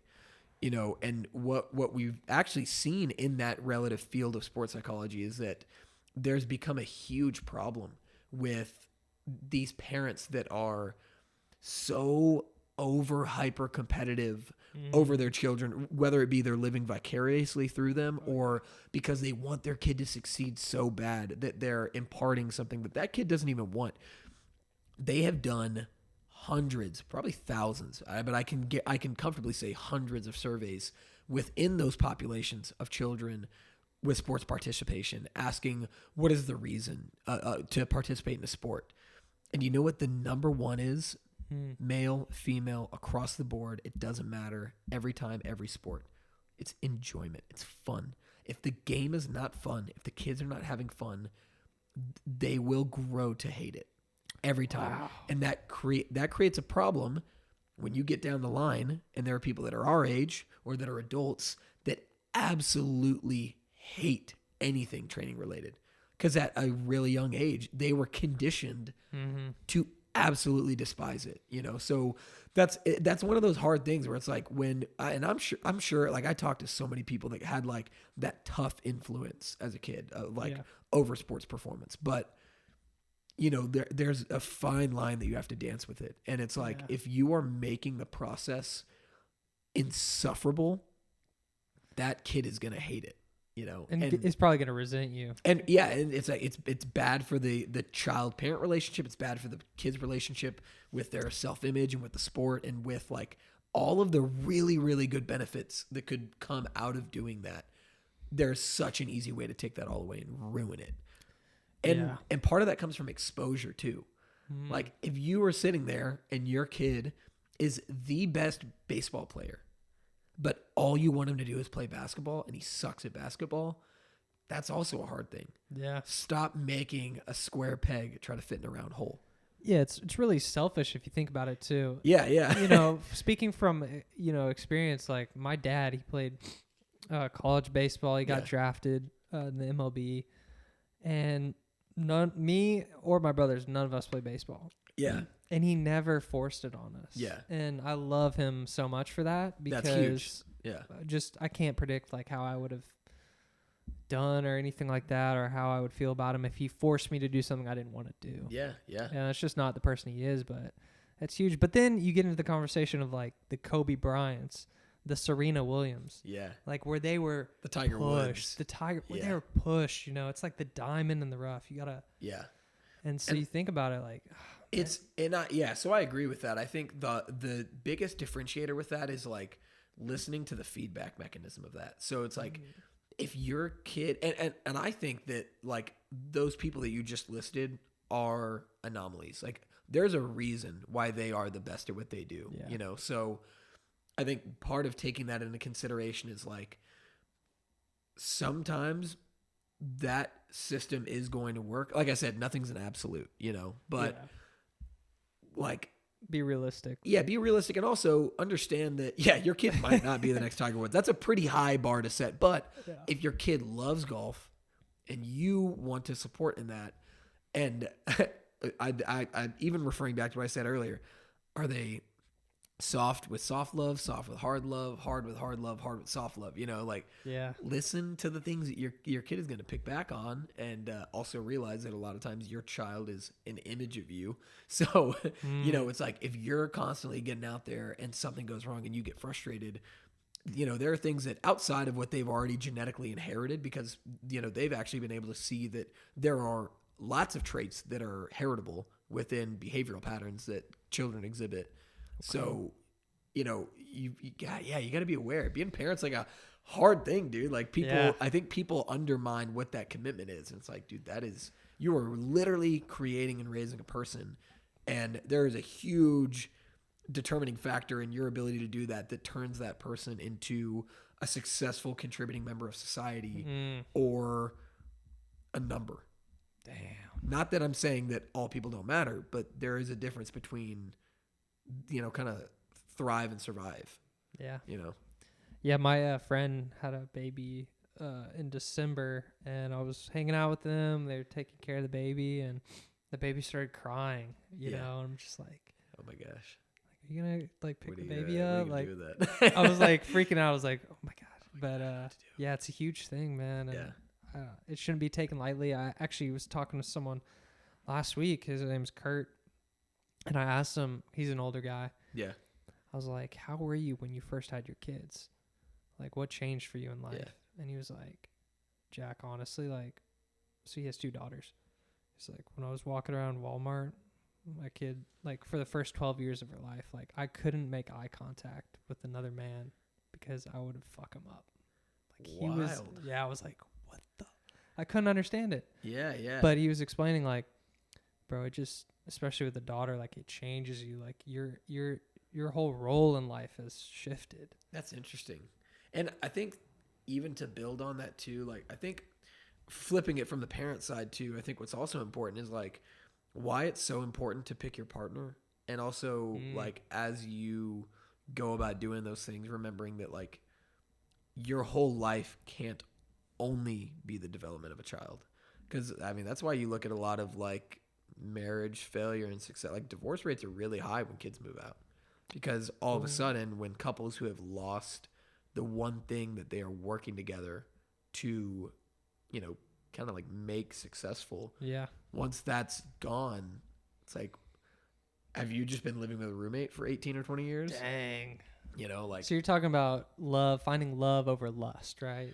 Yeah, well, finding love over lust, and also like finding a realistic, like I think finding a partner that like really aligns with who you are, in like That's as important. many ways as possible. Like, you know, I don't know. I think like the older that I get, that idea of like opposites attract. It's like, yeah, opposites attract, but I don't know that opposites are meant to be together. Like if I love fitness and you love going to the club, and I love the idea of creating a family, and you love the idea of freedom and running about everywhere, it's like there's parts of us that may be like from a chemistry angle that we may have really well, but like if we don't if we don't have a certain number of those things that match at the same level, like it doesn't matter how good the chemistry is. Like if all of a sudden that smoke blows away and now we're stuck there being two completely different people, like that's hard. Like all of a sudden you're like, I don't even know the person that I'm with. Dude, yeah, I know. I know that's kind of like a side tangent of No, like that the was- initial question talking about. I'll loop it around right here. Yeah, So you yeah. said going to the club and everything, and I saw one of your posts I thought was really valuable for people to hear is like your weekend binges, whatever that is, like alcohol, like you're eating a bunch of fast food, like that really is killing a lot of your gains. It's setting you back farther than you think it is too, right? Yeah. I mean, you know, ultimately you got to look yourself in the eye and like be honest with yourself about what type of diet is going to get you to your goals. Yeah. And fast food and all that, like personally, like I stopped eating a lot of that. Like I don't eat it anymore. I don't eat. Bet like, you feel incredible. I feel great, and it was like a complete change. And you just want to tell people about how great you feel You're like, too. dude, I feel really good. I stopped. Yeah. You're like, But, dude, shut up. Yeah. But I'm not saying like you can't have a lot of that stuff because I don't want to tell people what to do. But Yeah. I mean, you got to be realistic. I think a lot of it comes to like finding a balance. So the word that you said, goals, you know, so what is your goal? You know, is your goal to be the next Mr. Olympia? Is your goal to be the 2024 CrossFit Games champion? Is your goal to be a successful career pro athlete? Or is your goal to like mitigate any sort of lifestyle illnesses and look a certain aesthetic? It's like there's an attainable arc with it where it's like, okay, yeah, if you want to be healthy, don't drink every single day. Like don't drink in excess. Don't constantly eat out and eat bad things. But there's also a big component of it too. It's like, who is in your social circle and what do you value? What are the things that you want? You know, like that's right. If you're okay with understanding that you're not going to probably be able to go out twice a week and drink pretty heavily on both those days and also maintain a certain threshold of training or aesthetics or whatever, that's okay. Like your goals aren't my goals. They don't need to align with that. Your expectation of fulfillment from social life or the things that you do don't need to be mine. I think a lot of it ultimately comes down to like identifying your goal and then being, just as you said, being realistic with that. And it's like, okay, well, I can do these things and go out all the time, you know, or actually if I want to be able to do a bodybuilding show by June, I need to be pretty strict. I need to not be eating out. I need to be really regulative of the things that I'm putting into my body, including alcohol, including any sort of things that could be processed and kind of mess up my gut microbiome and create any sort of excess inflammation or make it harder to recover and digest. Like, you know, it's like how nitpicky do you want to get? You know, Right. Are you worried about your digestive enzymes and fiber pills working, or are you just like, I just don't want to be fat? It's like, all right, well, I can. That's a pretty easy goal. Yeah. Honestly, yeah, that's so true. And like you're putting it in a great way. Like people have different goals, different things. I'm talking more from like personally. Like I want to strive for perfection. Yeah. But you know, it's a balance. It's a slippery slope. Yeah, and a lot of these things, like you're saying, microbiome and all this stuff. A lot of it is really.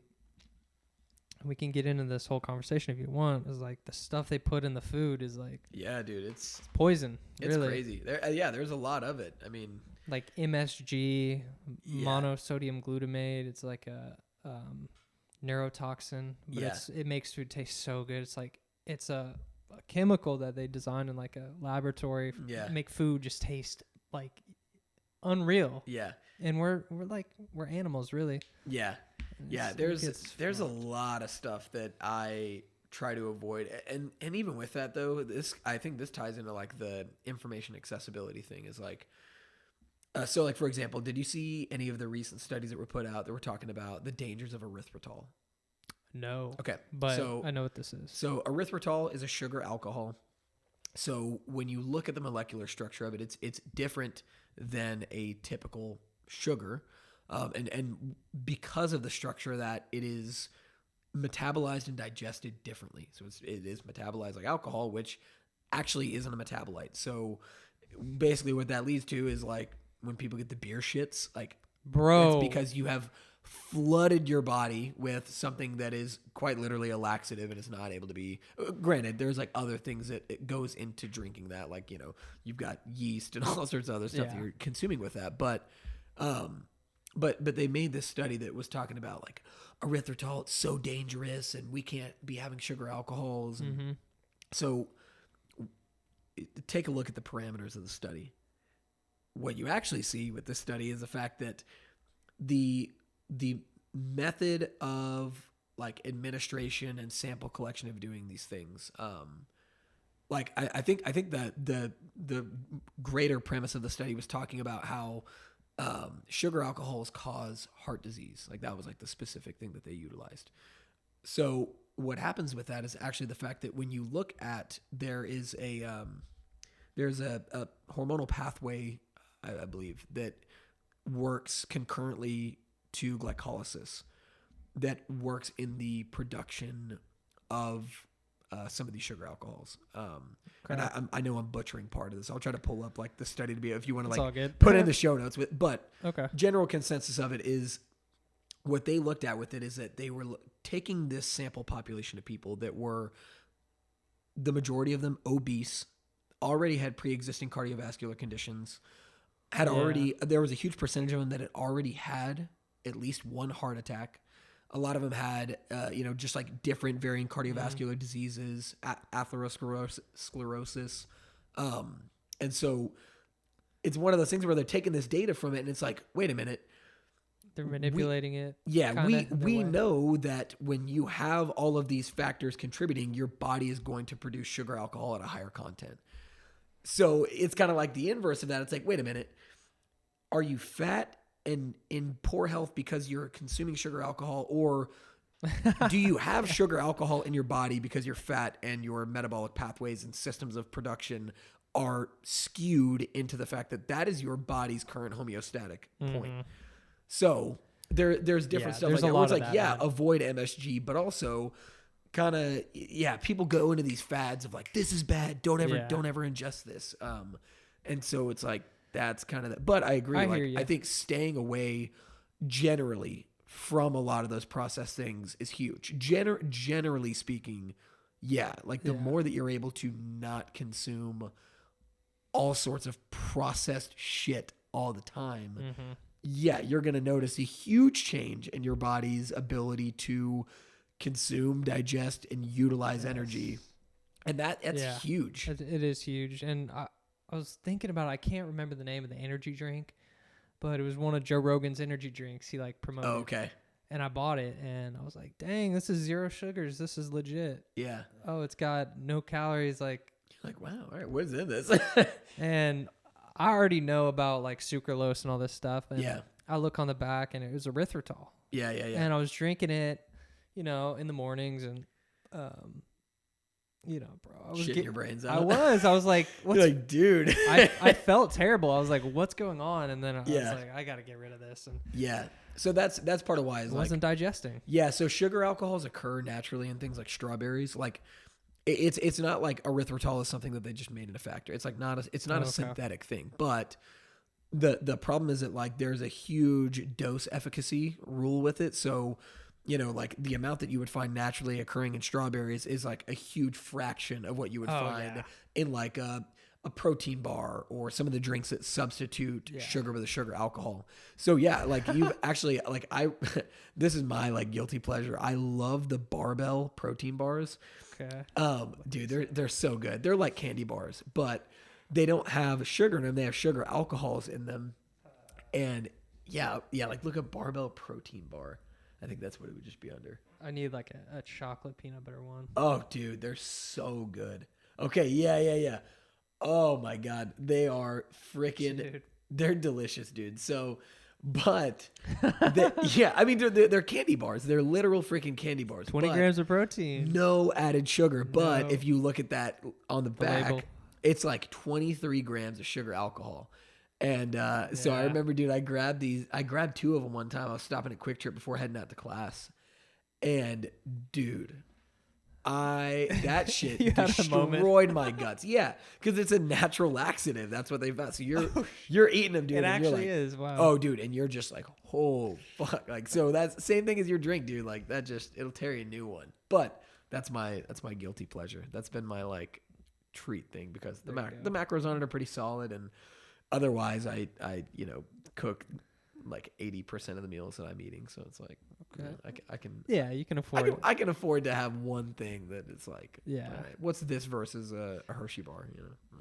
And I get into it where I don't want to be played, like I'm thinking about it more of like these companies, they're taking shortcuts. They're putting these stuff in the products and they can label these things as zero sugar or zero additive or whatever it is. But, and then really, I'm also really skeptical about like what it actually is. Like, are these things actually addicting?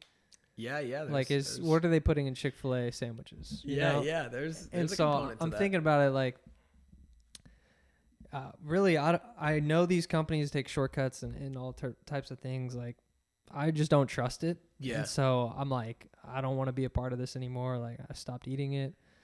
And I love to cook my own food. Yeah. My regimen right now is I eat steak, ribeye steak. I eat 4 eggs and then 2 sweet potatoes. So I have that. It's like every meal. Every meal. Yeah, I love it. So what I'll do is I'll cook the So you're just steak. a creature of habit. You can just do. Yeah. But I love barbecue. Like, I'll go eat some cool. like Yeah. brisket, Yeah. some But that's mashed pretty harmless, I think, potatoes. Things like that. But I'll cook the steak in the pan, and then like all the fat just renders down. And I'll cook the eggs in there. And let me tell you, like, my energy levels. Yeah. And this is not to say that certain people can eat rice. Yeah. Because when I was eating rice, for some reason, like my stomach couldn't digest it. Yeah. And I was like waking up in the morning. I'm like waking up early. I'm trying to work out, but like my stomach, shit. I can't work out because like literally I have like a full stomach. Like normally things go as planned, right? Yeah, they're moving. Yeah. Things are moving. But I found that on this diet for me, things just like my energy levels have changed completely. Yeah. And my digestion's like moving. And I know that's like personal thing to talk about, but no, that's good. Yeah, like it's and it worked out for me. But I want to go back to I got my blood taken. good. I was just kind of thinking in my head, and I need to do it again because when I first got it, this is where I get into conspiracy waters, Nick. Conspiracy waters. And it's because of what's it called? What do they say it is?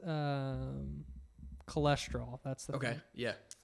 Like when they say you have high cholesterol. Right.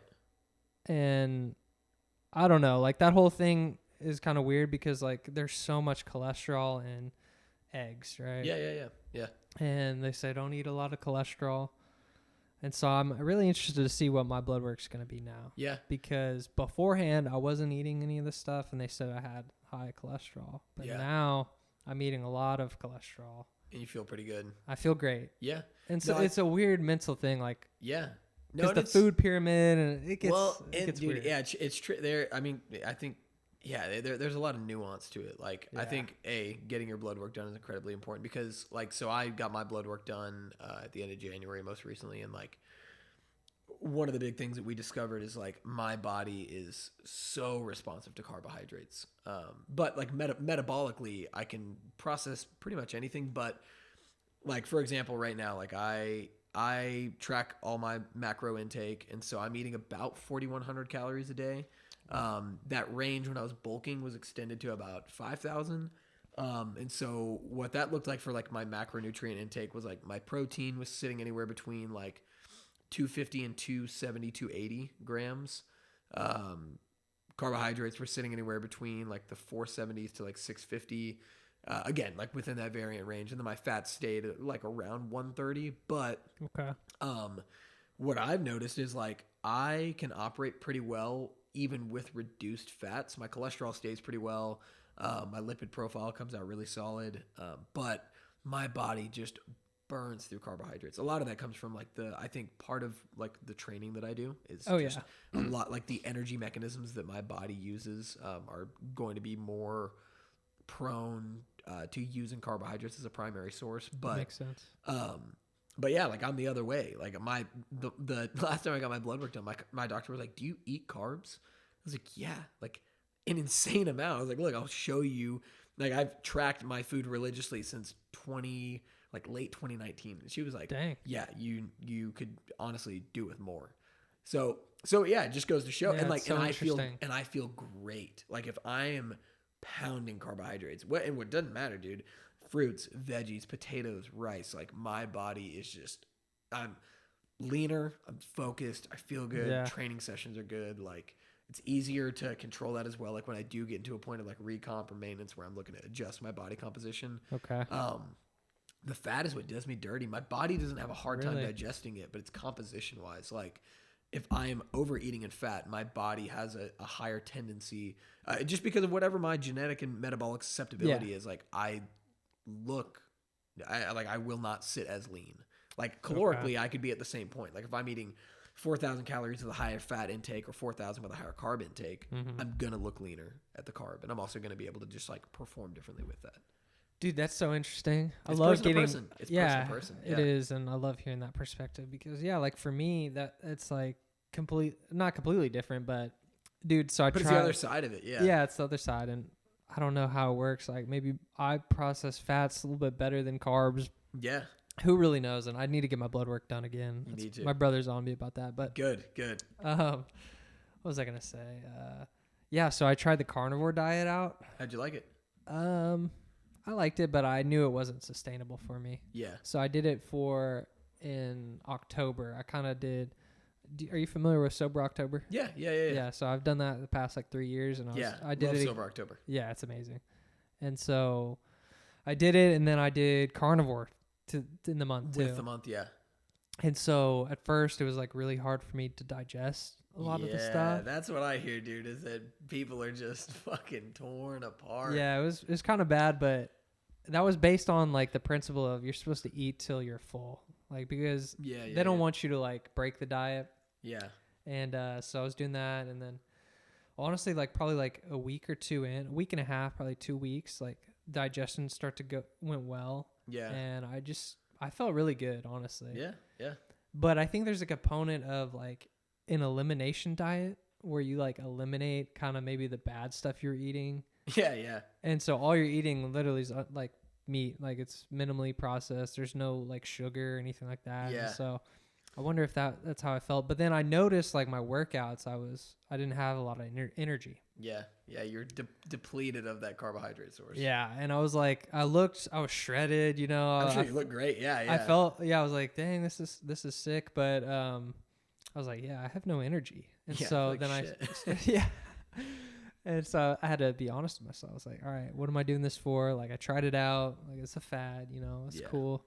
But now like I eat sweet potatoes. It's like my favorite Good, food. dude. I love sweet potatoes. And so yeah, there's a huge game of finding the balance with it. Like I don't. I mean, just like I said, no, I don't do absolutes. Like I don't subscribe to any one dietary pattern.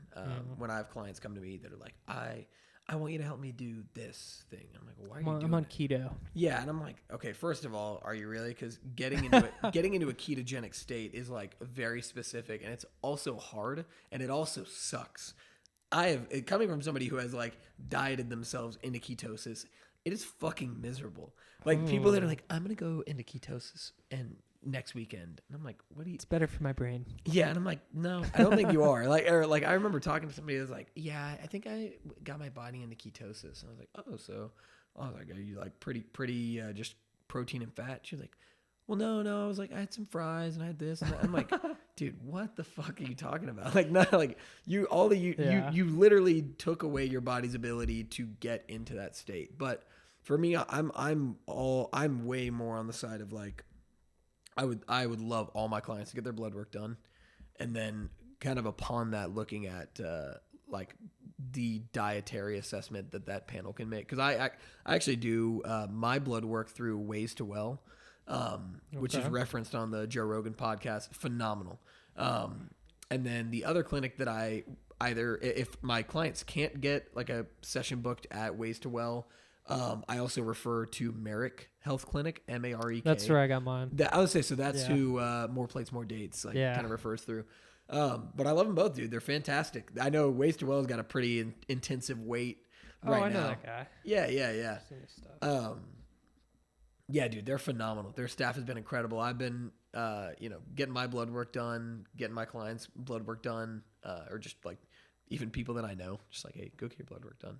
But getting from a point of that, they do a ton of work, like even looking into the like digestive efficacy that your stomach has. And they can tell that from certain indicators that they look at in the blood work. And then from that, we'll be like, hey, you need to be on a digestive enzyme. You need to be on zinc. You need to be on this. Like your body's having a hard time absorbing this. And so for me, I'm more about like, if you can get information on that, and then from there, we can kind of plan out along with our goals, what you want to be doing. That's what I'm more about. Like what makes sense long-term, what is effective for your body. Yeah. Like maybe we need to make a tweak. Like maybe you love eating zucchini, but every time you're eating zucchini, the mineral content of it is fucking you up. So like, maybe we need to switch to a different vegetable. Yeah. Or like maybe you love white rice, but white rice is fucking you up. So maybe I need to switch you to a different carbohydrate. Like maybe that's just what it is, Like as much as I want to have you on it, if it's not eliciting the response that we want, it's not what we need to be doing. Well, that's really amazing that you do that type of stuff, and it's coming from a reputable company. It's a science-based approach, like with your clients, and that's huge. I need to get my blood work done. I'm gonna do it. Good. Yeah. But yeah, I did Merrick, and honestly, how'd you like it? Honestly, I'm gonna do a different one. Okay. Because I wasn't able to use insurance for it. Yeah, I will say this one is all cash as well. Yeah, it was pretty expensive, and but honestly, like I learned a lot about myself, and it's like a biological baseline. You have. That's what I think of it as. Like I think it's important to at least have that. It is expensive a lot of times, but I think it's a very worthwhile investment because reading blood work is also really hard. It's very nuanced. Like. I don't know. I wouldn't even understand. I don't know. Yeah, like I'll have clients that are like, "Hey, can you go over my blood work?" And I'm like, I can look at certain things with you, and I can give you part of the story, but like having an endocrinologist, having a specialist that is versed in being able to read this story to you is huge. Like that's what people need to be making sure they have. Yeah, it's huge, and I don't want to get into like the whole because. I don't know. There's like a fine line of like conspiracy with like reality, and it's like they're making money by selling you whatever product it's still it is. A service, and that's how capitalism works. But I felt like they were trying to push me on stuff that I didn't need. And I was like, damn, this is adding up. Like I'm paying for all this, and like this is a really expensive investment.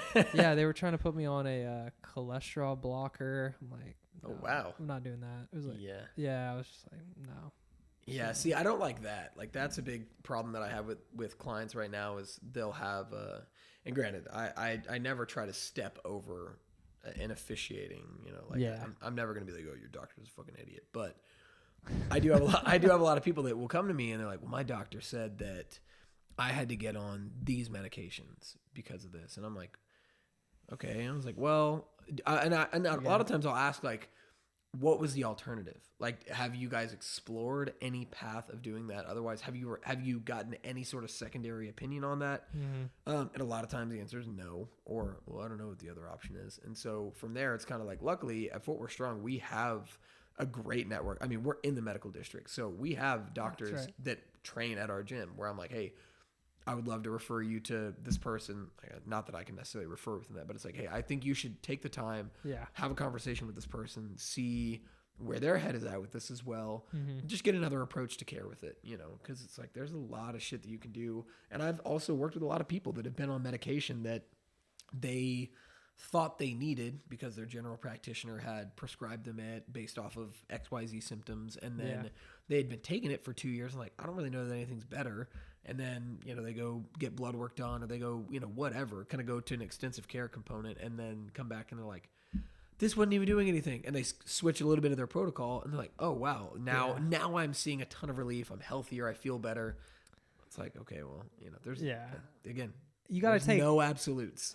Right. And I think you do have to take personal responsibility. Like the doctor can help you to so far, but you got to you honestly got to figure out for yourself and really commit to something and try to learn from get different opinions too. Yeah. Yeah. Okay. So I want to get into some of these. We're about to hit 2 hours. Sweet. So let me see. You had some great ones down here too. The do's and don'ts were pretty funny. We did some of the lifestyle talk. Did we talk about kind of being a personal trainer, your biggest challenge? We kind of talked about the challenge of like just a lot different people. Yeah.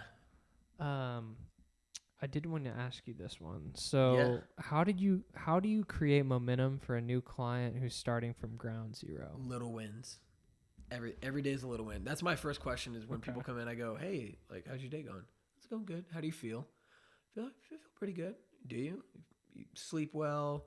Are you hungry at all? You eat some good food? Are you hydrated? Yeah. Like, actually inquire about that. And then from there, just start collecting wins. It could be in the training. I really like to do life wins. Like, I like to come in and be like, you got anything exciting going on this week? Or like, did you do something cool today?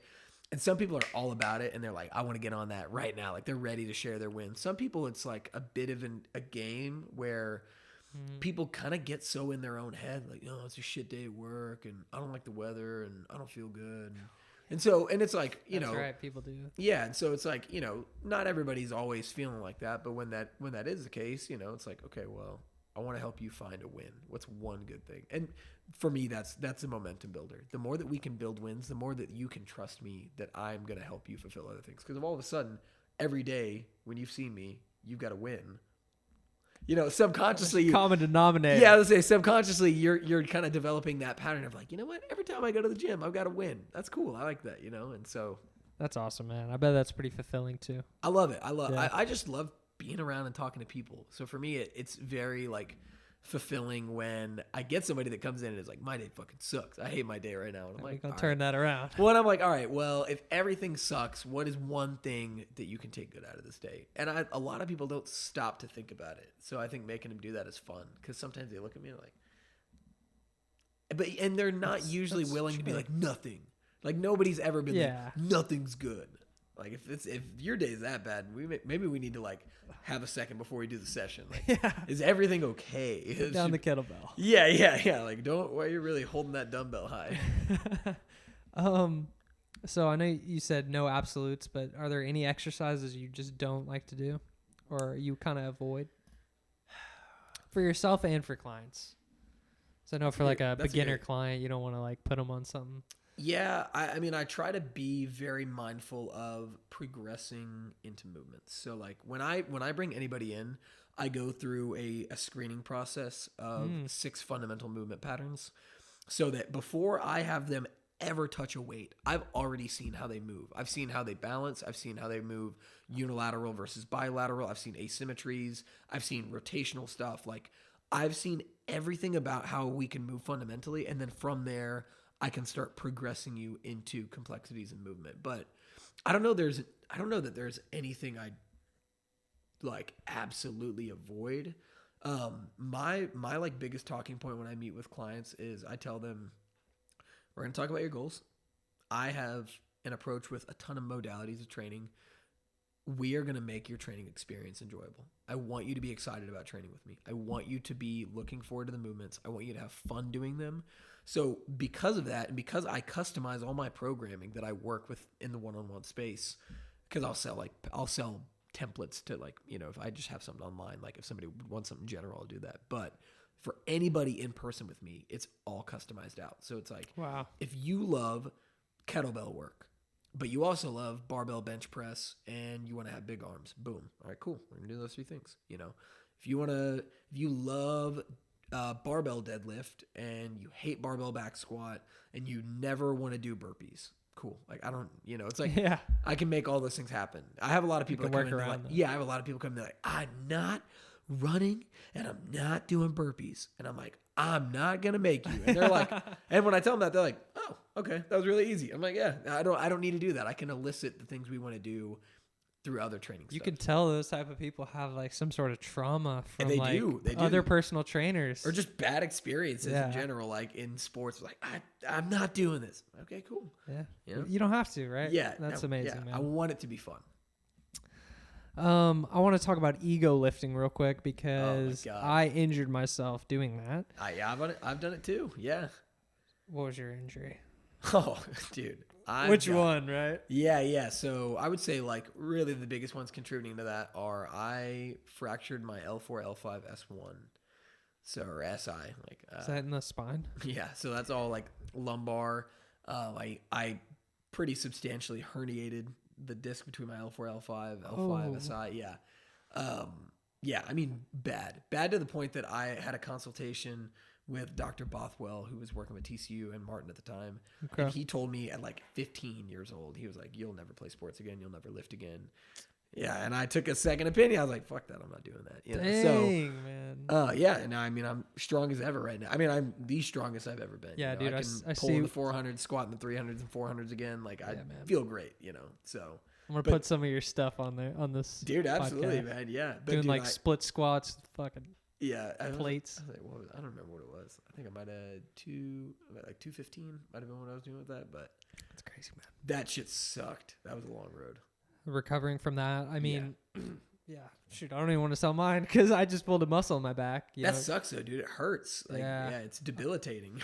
But also too, it was a learning moment for me because I realized like I'm not in the position to lift this weight. Why was I trying to like? Yeah. I was with like a couple of people, like we're all like in the garage. Yeah. And I was pulling and then I felt just like a sharp pain. Yeah. And I dropped it. I was like, and literally though, like I went right inside and I was like, I put the ice on my back. I was like, all right, I'm done. All right, here I go. Yeah. And, but like I was saying, learning moment, like I kind of went through the whole thing, like of learning how to properly strengthen my back and a lot of body weight stuff. And I really took a liking to like doing a lot of core exercises. Strengthening your core. Yeah. Cause I realized like that deadlift is such like a complex movement. You gotta have strong core. Yeah. And now like I've been able to deadlift and it's one of my favorite exercises. And I bet you're stronger than, I bet you can pull the weight that you would end yourself with, kind of going back and learning how to redo that. Like that's huge. And it's all about the ego, man. I just had to kill that ego. I hate ego lifting, bro. It's so dangerous, and I'm huge on it. Like I have no problem. I'll have clients all the time, like, oh, I think I need to go a little bit heavier. Put on another plate, bro. I'm all about encouraging that. But that's why, like, we use like that RIR scale that I was talking about. We'll get done with the and that makes sense. My clients know like open feedback. Ask me what we're doing and why we're doing it.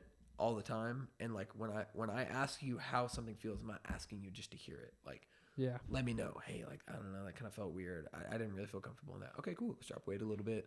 Let's kind of figure out what's going on with that. It's always like digging into like the rabbit holes of stuff and like investigating why stuff is going on. People gotta kind of check their ego at the door too when they're lifting because, man. I've seen videos too. I hate that you wrote that, dude. I hate like the media danger. Like it's entertainment, but it's so bad, dude. I've seen the craziest videos of that, but I've also seen videos of like chicks. They're like into fitness influencing. They got their phone set up and they're doing like bench press and they literally like drop it. Oh, and dude, I saw one where a girl did that and it was like, the caption was like, some dude saved me at the gym today. And like she drops the weight and she's like doing this, but like flailing. I felt like she was selling it kind of staged. Yeah. And then the guy comes up and lifts it. I'm like, I've seen some real scary videos of people failing in lifts like that, doing cleans wrong and like dropping bars on their legs and blowing their quad. Oh my God, dude, like gross. I'm sure you've seen the videos that I've seen of like, dude, yeah. Oh God, I don't even know what it would be called. I would look up like CrossFit, like torn quad. Oh, I've seen a torn pec one time. Doing the incline press, dude. He had like 5 plates on it. Ooh. Well, Oh, right there. No, right there. The gruesome. That's what it is. Oh, she was doing a snatch press. Yeah, I don't know. Yeah, I don't know about that. turn this down. It looked horrible. Which to me, it's like this is not her fault. This is all these coaches in this gym that are not fixing what she's doing. Like shame on them because they are the reason that she got hurt doing. Lead this. me through this. Is it form or should too much weight? Or Probably a little. So. Blows her quad. Fuck. Oh, that's dude. That's That like is career just- ending. And then she straightens her leg out after. Oh, fucking. Okay, that so was bad, dude. yeah, dude. It's gruesome. So I love it though. yeah. So it's a little bit. You were like, is it form? Is it weight? It's both. That shit is too heavy. She should not be pulling that bar. Yeah. Also, this is part of that USA weightlifting cert. Like when you're going through that course, which by the way, I love Yeah. that course. That was super Glad you brought that up. informational. Yeah. So they teach you how to fail a rep. That's super important. She did Especially not do that. yeah. So like when you there are so many sequences in an Olympic movement. Okay. So with something like that, like she was at a point that she needed to let that bar go. She needed to let it go out in front of her. That's why you're supposed to have certain amounts of space when you're doing stuff like that. And she just held it and collapsed. And it's like, dude, that is a death sentence, dude. So nasty.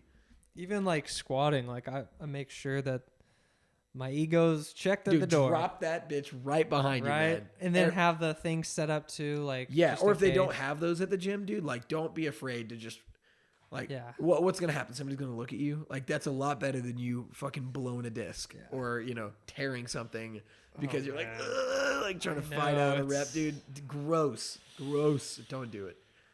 Torn quad. Oh, that's fucked. Yeah, she's not moving after that. It's bad. But She's done so, man. have you have you done like smelling salts? Have you done that? Yeah, the ammonia. I love it, man. Really? Okay. Yeah, I love it. I mean, granted, Well- it's one of those like use it on occasion. Okay. So what does it do for you? What's it about? So, granted, again, I'm sure that somebody's like Huberman would just absolutely smack me in the face for like not describing it the right way. But my understanding of it is that like with the scent that ammonia releases, there's a certain component of it to like neural stimulation where it's just kind of like this quick release in the brain, just kind of like pump and dump, like whoa. And so it's kind of that like short-lived shocks the nervous system and allows your body to kind of create this like exciting stimulus out of that. So, it's like there's part of it that is like actually effective. And then there's a part of it that's placebo. It's like you mean to tell me that if I walk up to you and you're fucking jamming your PR song or whatever and you got a bar loaded and I throw smelling salts in your nose, you're going to be like, I guess I'm not going to hit it. Like, no, you're already mentally in that zone. To me, it's like, I think there's a component of it that's, physiological. There's a part of it that's just like, like Yeah. just acting like a dude. Yeah, because people do it. You do it right before a big lift, right? It would help yeah. you get in that central nervous system thing. Yeah. People like do it's- it before, like hockey players do it. Yeah, it's just something to just kind of like shock your I body. want to a little get bit. some, honestly. Dude, you So- should. I was thinking about getting some and making you do it right. I now. have I have some in my training bag that when we walk out, I can let you see them if you want. Just to 'Cause No way. Yeah. Like yeah, I'll just let you see. I mean, it's not like it's very short. Like the Like if I were to do it right now, can we Yeah. go get it right now? dude. I'll go get it right Let's now. take a break real quick. I All right, gotta we're pee and I want to get it. Okay, we're gonna come back to Yeah, this. we'll come right back. Yeah. Is it gonna make me wired the whole night? No. So that's what I'm saying. It's like like the life of it is not like. Yeah, the lifespan of it is not super long. It's just one of those. Oh, dude, this is gonna be so funny.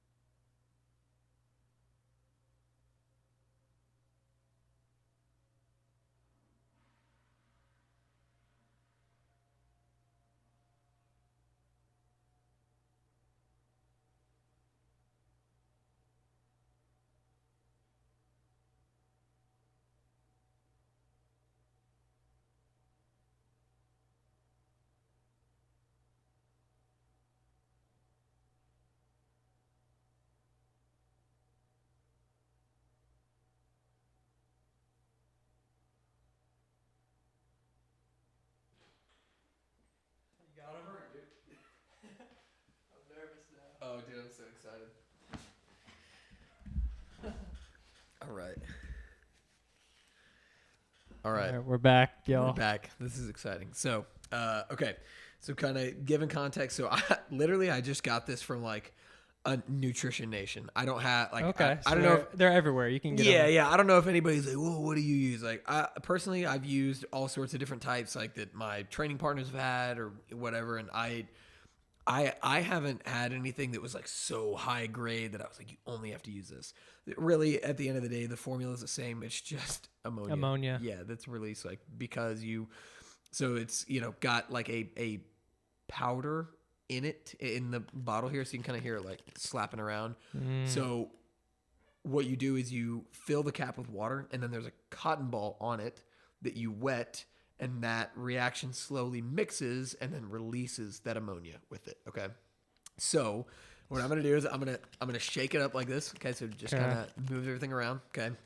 Holy crap, dude. I'm going to give like a sample smell to make sure that it like, yeah. Okay. So what I would recommend is don't shove, like if you shove your nose into it, you're going to be like, whoa.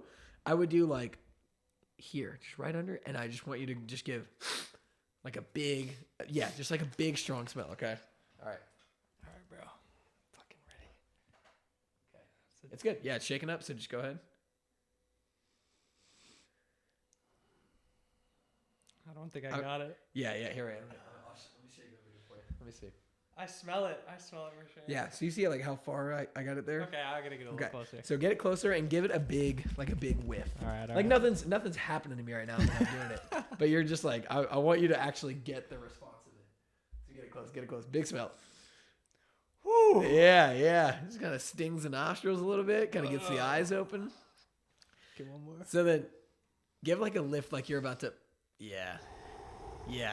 So it's just like. Yeah. Kind of shocks the body a little bit. I need to get some of those. Dude, it's fun. Yeah. And like the thing is, as long as you keep it like temperature controlled and kind of monitor it, I mean, they last a super long time and they're not expensive. I think it was like $13 for me. Damn. Yeah.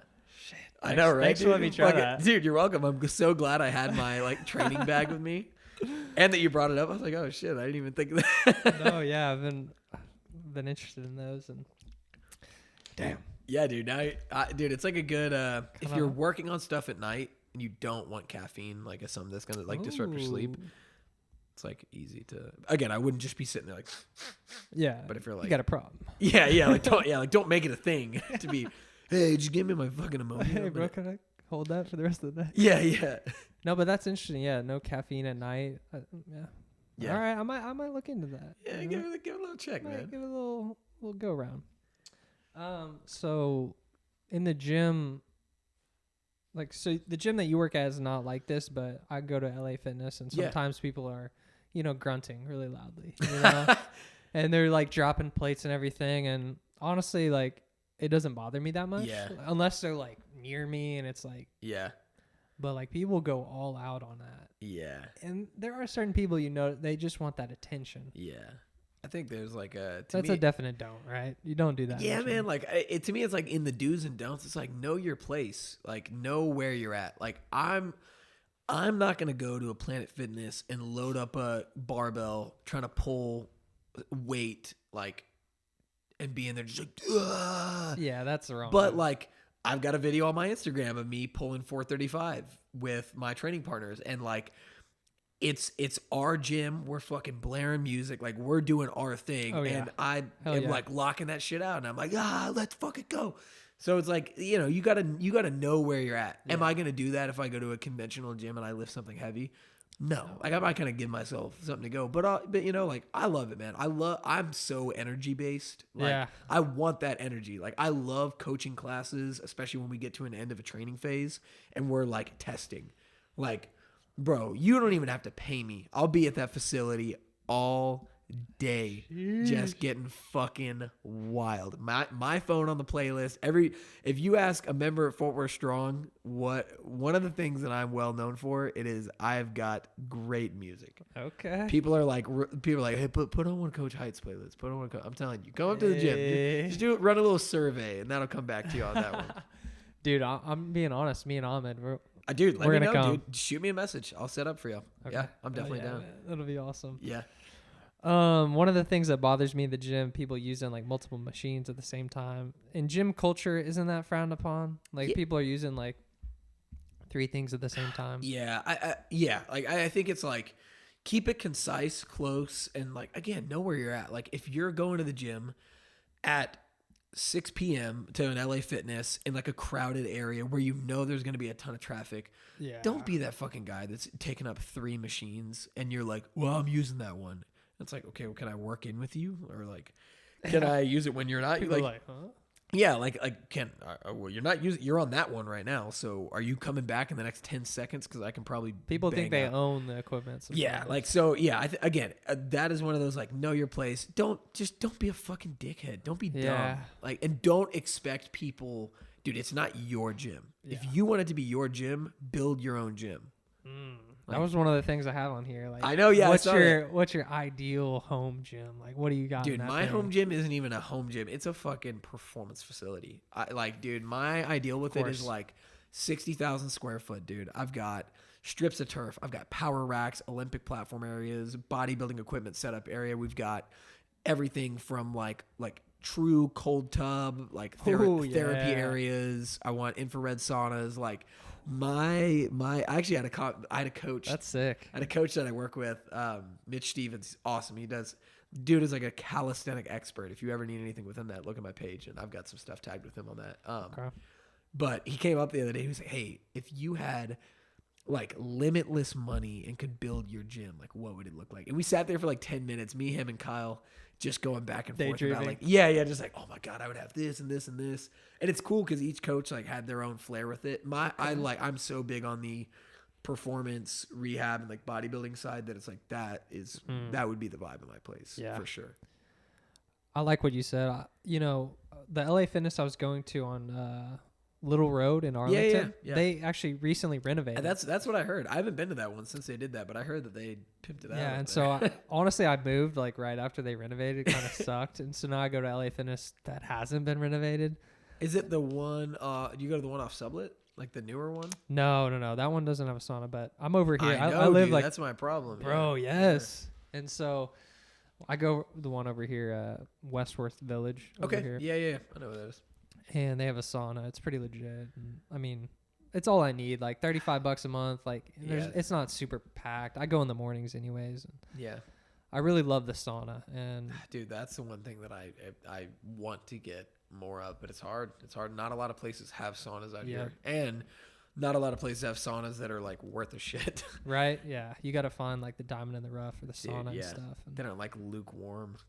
yeah, Like, dude, I'm just sitting in a warm room right now. It's just humid. that was the problem before the one on Little Road renovated. Their sauna like broke, and so it was out for probably 2 weeks. And okay. this is in the summer, and I'm like, I'm Bro. in a great rhythm, and I'm like, Yeah. I'm calling them every day. I'm like, Hey, is the sauna back up? yeah, I'm like, is it up? Like, we got the engineer coming out tomorrow, and all this. Like, damn. Blowing them up, man. But I love the sauna, and what I really wish like more gyms would do, and I don't know if there's a market for it, for like people to have like a gym with the sauna and the cold plunge together. Yeah, there's a. I haven't seen like. There's a spot. Dude, wait. I like literally have it on my phone right now. There's a spot that opened up in Fort Worth, and I want to see what the name of it is because it might be exactly what you're looking for. Okay, wait. It's called Perspire. I know they do. I know they have the sauna studio. I know they have the sauna. I don't know if they have the cold tub with it though. Okay.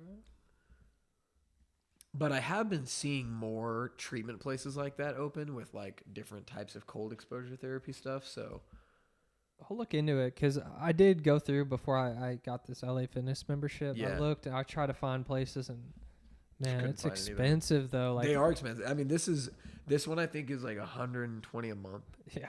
And, but I so can't and do it's that. yeah, as I say, it's like unlimited access. But I will say the difference though is that like this is infrared sauna. So the difference that you get from that comes from like the heating mechanism and the way that, as opposed to like a conventional dry or wet sauna where it's just hot in the room, Yeah. and that's what's heating your core temperature. What the infrared does is it literally uses those The infrared waves to heat your body from an internal component. And there's also a lot of, at least stuff that I've read in different research stuff, like benefits to like tissue health. So Yeah, anti-inflammatory stuff. yeah. So it's like, which is kind of funny because it's inflaming you to then help with that recovery process. Yeah, it is kind of weird, but I've looked into that too, and because aren't the infrared ones they're significantly less hot temperature-wise? Yeah, temperature-wise, they tend to run not as 140. hot. Yeah, I think but that's some might be like 120, 115. But it's like, yeah, you're not going to break a sweat in the first 10 minutes. But the idea is like to actually kind of use more of the like healing property. But I think there's like two different approaches with it. If you're sitting in a hot ass sauna, I mean, you're definitely going to be, getting exposure to that heat. And so you'll be able to, get some of the responses from that, just a little different. Yeah, that's true. I have an infrared light since I've been using it the past like 3 years. I got one, and I paid a lot for it, but I think it's worth it. And like, it's like this big, and it shines like a bright light. It's got infrared waves, and damn. What do you set? You just like set it on a desk or something? Yeah, just set it on my desk and let it shine on my face, or like I'll turn off the lights, and I just like having the red light only. Yeah. Because one of Huberman's, one of my favorite episodes, he talks about red light, blue light, how it affects your circadian rhythm. Like, the difference of it. Honestly, right now we're fucking up our circadian rhythm. rhythm. Destroying it right now. Yeah. Which, it is. Might be. No. It is what it is. But I love all this stuff, and like he's a great resource. I'm glad you mentioned him earlier. But dude, phenomenal. I love he's one of those guys. Like that dude is kind of like an information Bible, bro. So my friend, James Ryan. Yeah. He met Andrew Huberman. What? In a sauna in Austin. Really? Yeah. Wow. Yeah. And he took a selfie with him, and I was like, damn, dude, I'm so jealous. So did they just like chop it up in the sauna for a little bit? He said he talked to him. He's a great guy. He like took a selfie. He's like tatted up. Yeah. You know that? Yeah. And he's met Cowboy Cerrone too. Yeah. UFC fighter. Wait, James has met Cowboy Cerrone? In that same sauna. Damn, dude. Yeah, man. Where does he? I know he lives in Austin right now. Yeah, it's in Austin. We went. It's Is it like a Lifetime out there? It is. Yeah. Oh, I know exactly where it is. It's like kind of by the Whole Foods over there. Probably. I don't know. I've got a client that lives out in Austin. I'd gone out and like was visiting out over there, and I'd gone to that. Lifetime is so nice. Dude. Yeah, it is so nice. How much are those running a month? It's like 140 to like 180, I think. I could be wrong. I know the range is somewhere in that, where it's like, I think depending on the package you have or where you're at. Honestly, ultimately in my life, I'm willing to pay that. Yeah. Just not right now, but and it's something that, I think it's worth it. Yeah. Investing in yourself, investing in your health is a huge. I mean, that's we have packages within our training at the gym that run from a couple $100 to a couple $1,000 depending on what you're doing. So and there's people that make that investment. And it's it's certainly do it as you can. Not everybody can do it. We understand that, but it's like do what you can though to make that investment. If it's $10 a month to go to a local gym that just kind of has the basic necessities, do it. If you got the money to blow $2,000 on PT and all sorts of, do that too, man. Whatever. The LeBron James treatment. Yeah, man. Yeah, do the Russell Wilson. What is it, like 1.3 million a year or something like that on his like training staff to keep him healthy. That's crazy. Yeah, invest. I want to end kind of on steroids. Yeah. And what role you think they play in the industry. Kind of what your take on steroids is. I think, dude, we could do an entire episode on this. Yeah, I should have started with this. I know, I'm very passionate about this. So I think steroids are misunderstood and misused in a lot of context. And I think that, so I see the angle on both sides. Like, I think that steroids are one of those things that are hidden a lot because they're demonized so much. And then I think on the other side, they're demonized so much because they're hidden. Like people really hate when people are like, no, I'm a lifetime natty. I hate that shit. Just talk about it. And I think we're getting to this point, but I wish people felt more accepted to just talk about it. Yeah. To be like, hey, this is what I'm on. These are the supplements. These are steroids that I do. These are why I do them. My other problem with them is like with, I think a lot of things in this country, I think it's incredibly overregulated. And I think that there are a lot of therapeutic benefits that we could be seeing from certain compounds.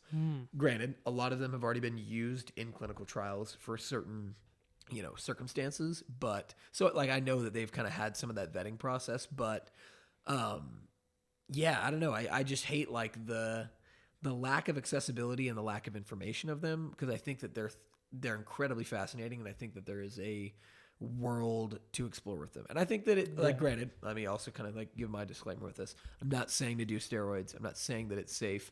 Obviously, there are health risks associated with doing anything like that, like using exogenous hormones to alter your body's biochemical makeup in any context has inherent danger.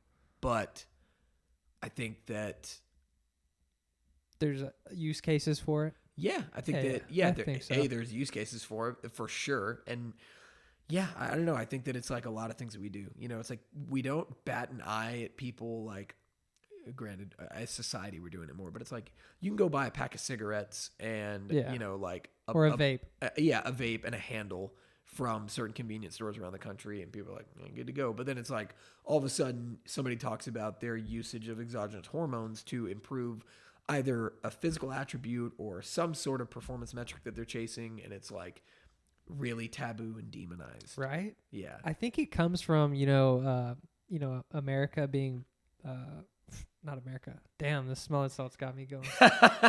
That blew you off your train of thought. Baseball being America's like sport, right? And so when they went through the Certainly whole steroid era, over that, the Jerry Maguire, they had to testify in Congress. George Bush like kind of demonizing it all, and even my dad, like I told him, I was like, "There's some steroids you could probably use, and like burn some fat, and like get back in the gym, like get stronger, like back to how you felt, like get that vigor back." And he was just like so against steroids, and I'm like, okay, I respect that, like whatever, but there's like a certain mentality about it. Yeah. It's interesting. But. And I think that there's I think there's a ton of utility to it. Like people, I think so many more people need to be getting their blood work done, because so many people, okay, without going too much on a tangent with it, like you look at all of the women that are on hormonal birth control, and a lot of those, like we were talking about different ways that the bodies interact with dietary stuff. Hormones are the same way. It's not one size fits all. Like, and so within that, we all live and operate in these relative ranges, but does that mean that they're all optimal? And so if your goal is to optimize that, and your goal is to be of that percentage that is, training to do those things and controlling everything from how much you sleep to how much you eat to what you eat, when you eat, what you're putting into your body, and you're including some sort of steroidal or again, hormonal regimen within that. Like, I think that like having the blood work to know what the hell is going on in your body. Cause like, for example, like the range of testing that a lot of clinics do, like looking at testosterone in men and women, is huge. Like it's 200 to 900 nanograms per deciliter, so that's a huge discrepancy to make. Yeah. Whereas like somebody that's our age should probably be in the upper range of that, like 600 to 900 is like pretty healthy. Whereas, a dude that's like in his 50s might be closer to like 400. But like you said, maybe you want to feel better. You don't have to be at that range. We already know that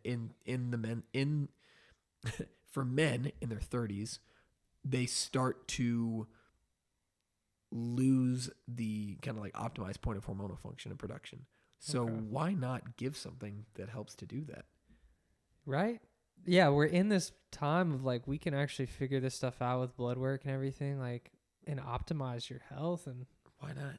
Yeah, why not do it, man? Like I just don't see what the problem is with it. I think be honest about it. Yeah, is my opinion with it. I don't like people that take it and they create this issue within the fitness industry where it's like, you can look like me if you buy my program. And I'm like, no, I can look like you if I have the genetic layout that you have, the years of training, the steroidal regimen, the dietary stuff. Talking about the Liver King. Yeah, dude. Yeah. Like, I mean, again, that was pretty. I don't think he's blatant. a bad dude, but I think it's like, I didn't understand the blatant lying. And it was like, obviously you're fucking lying, man.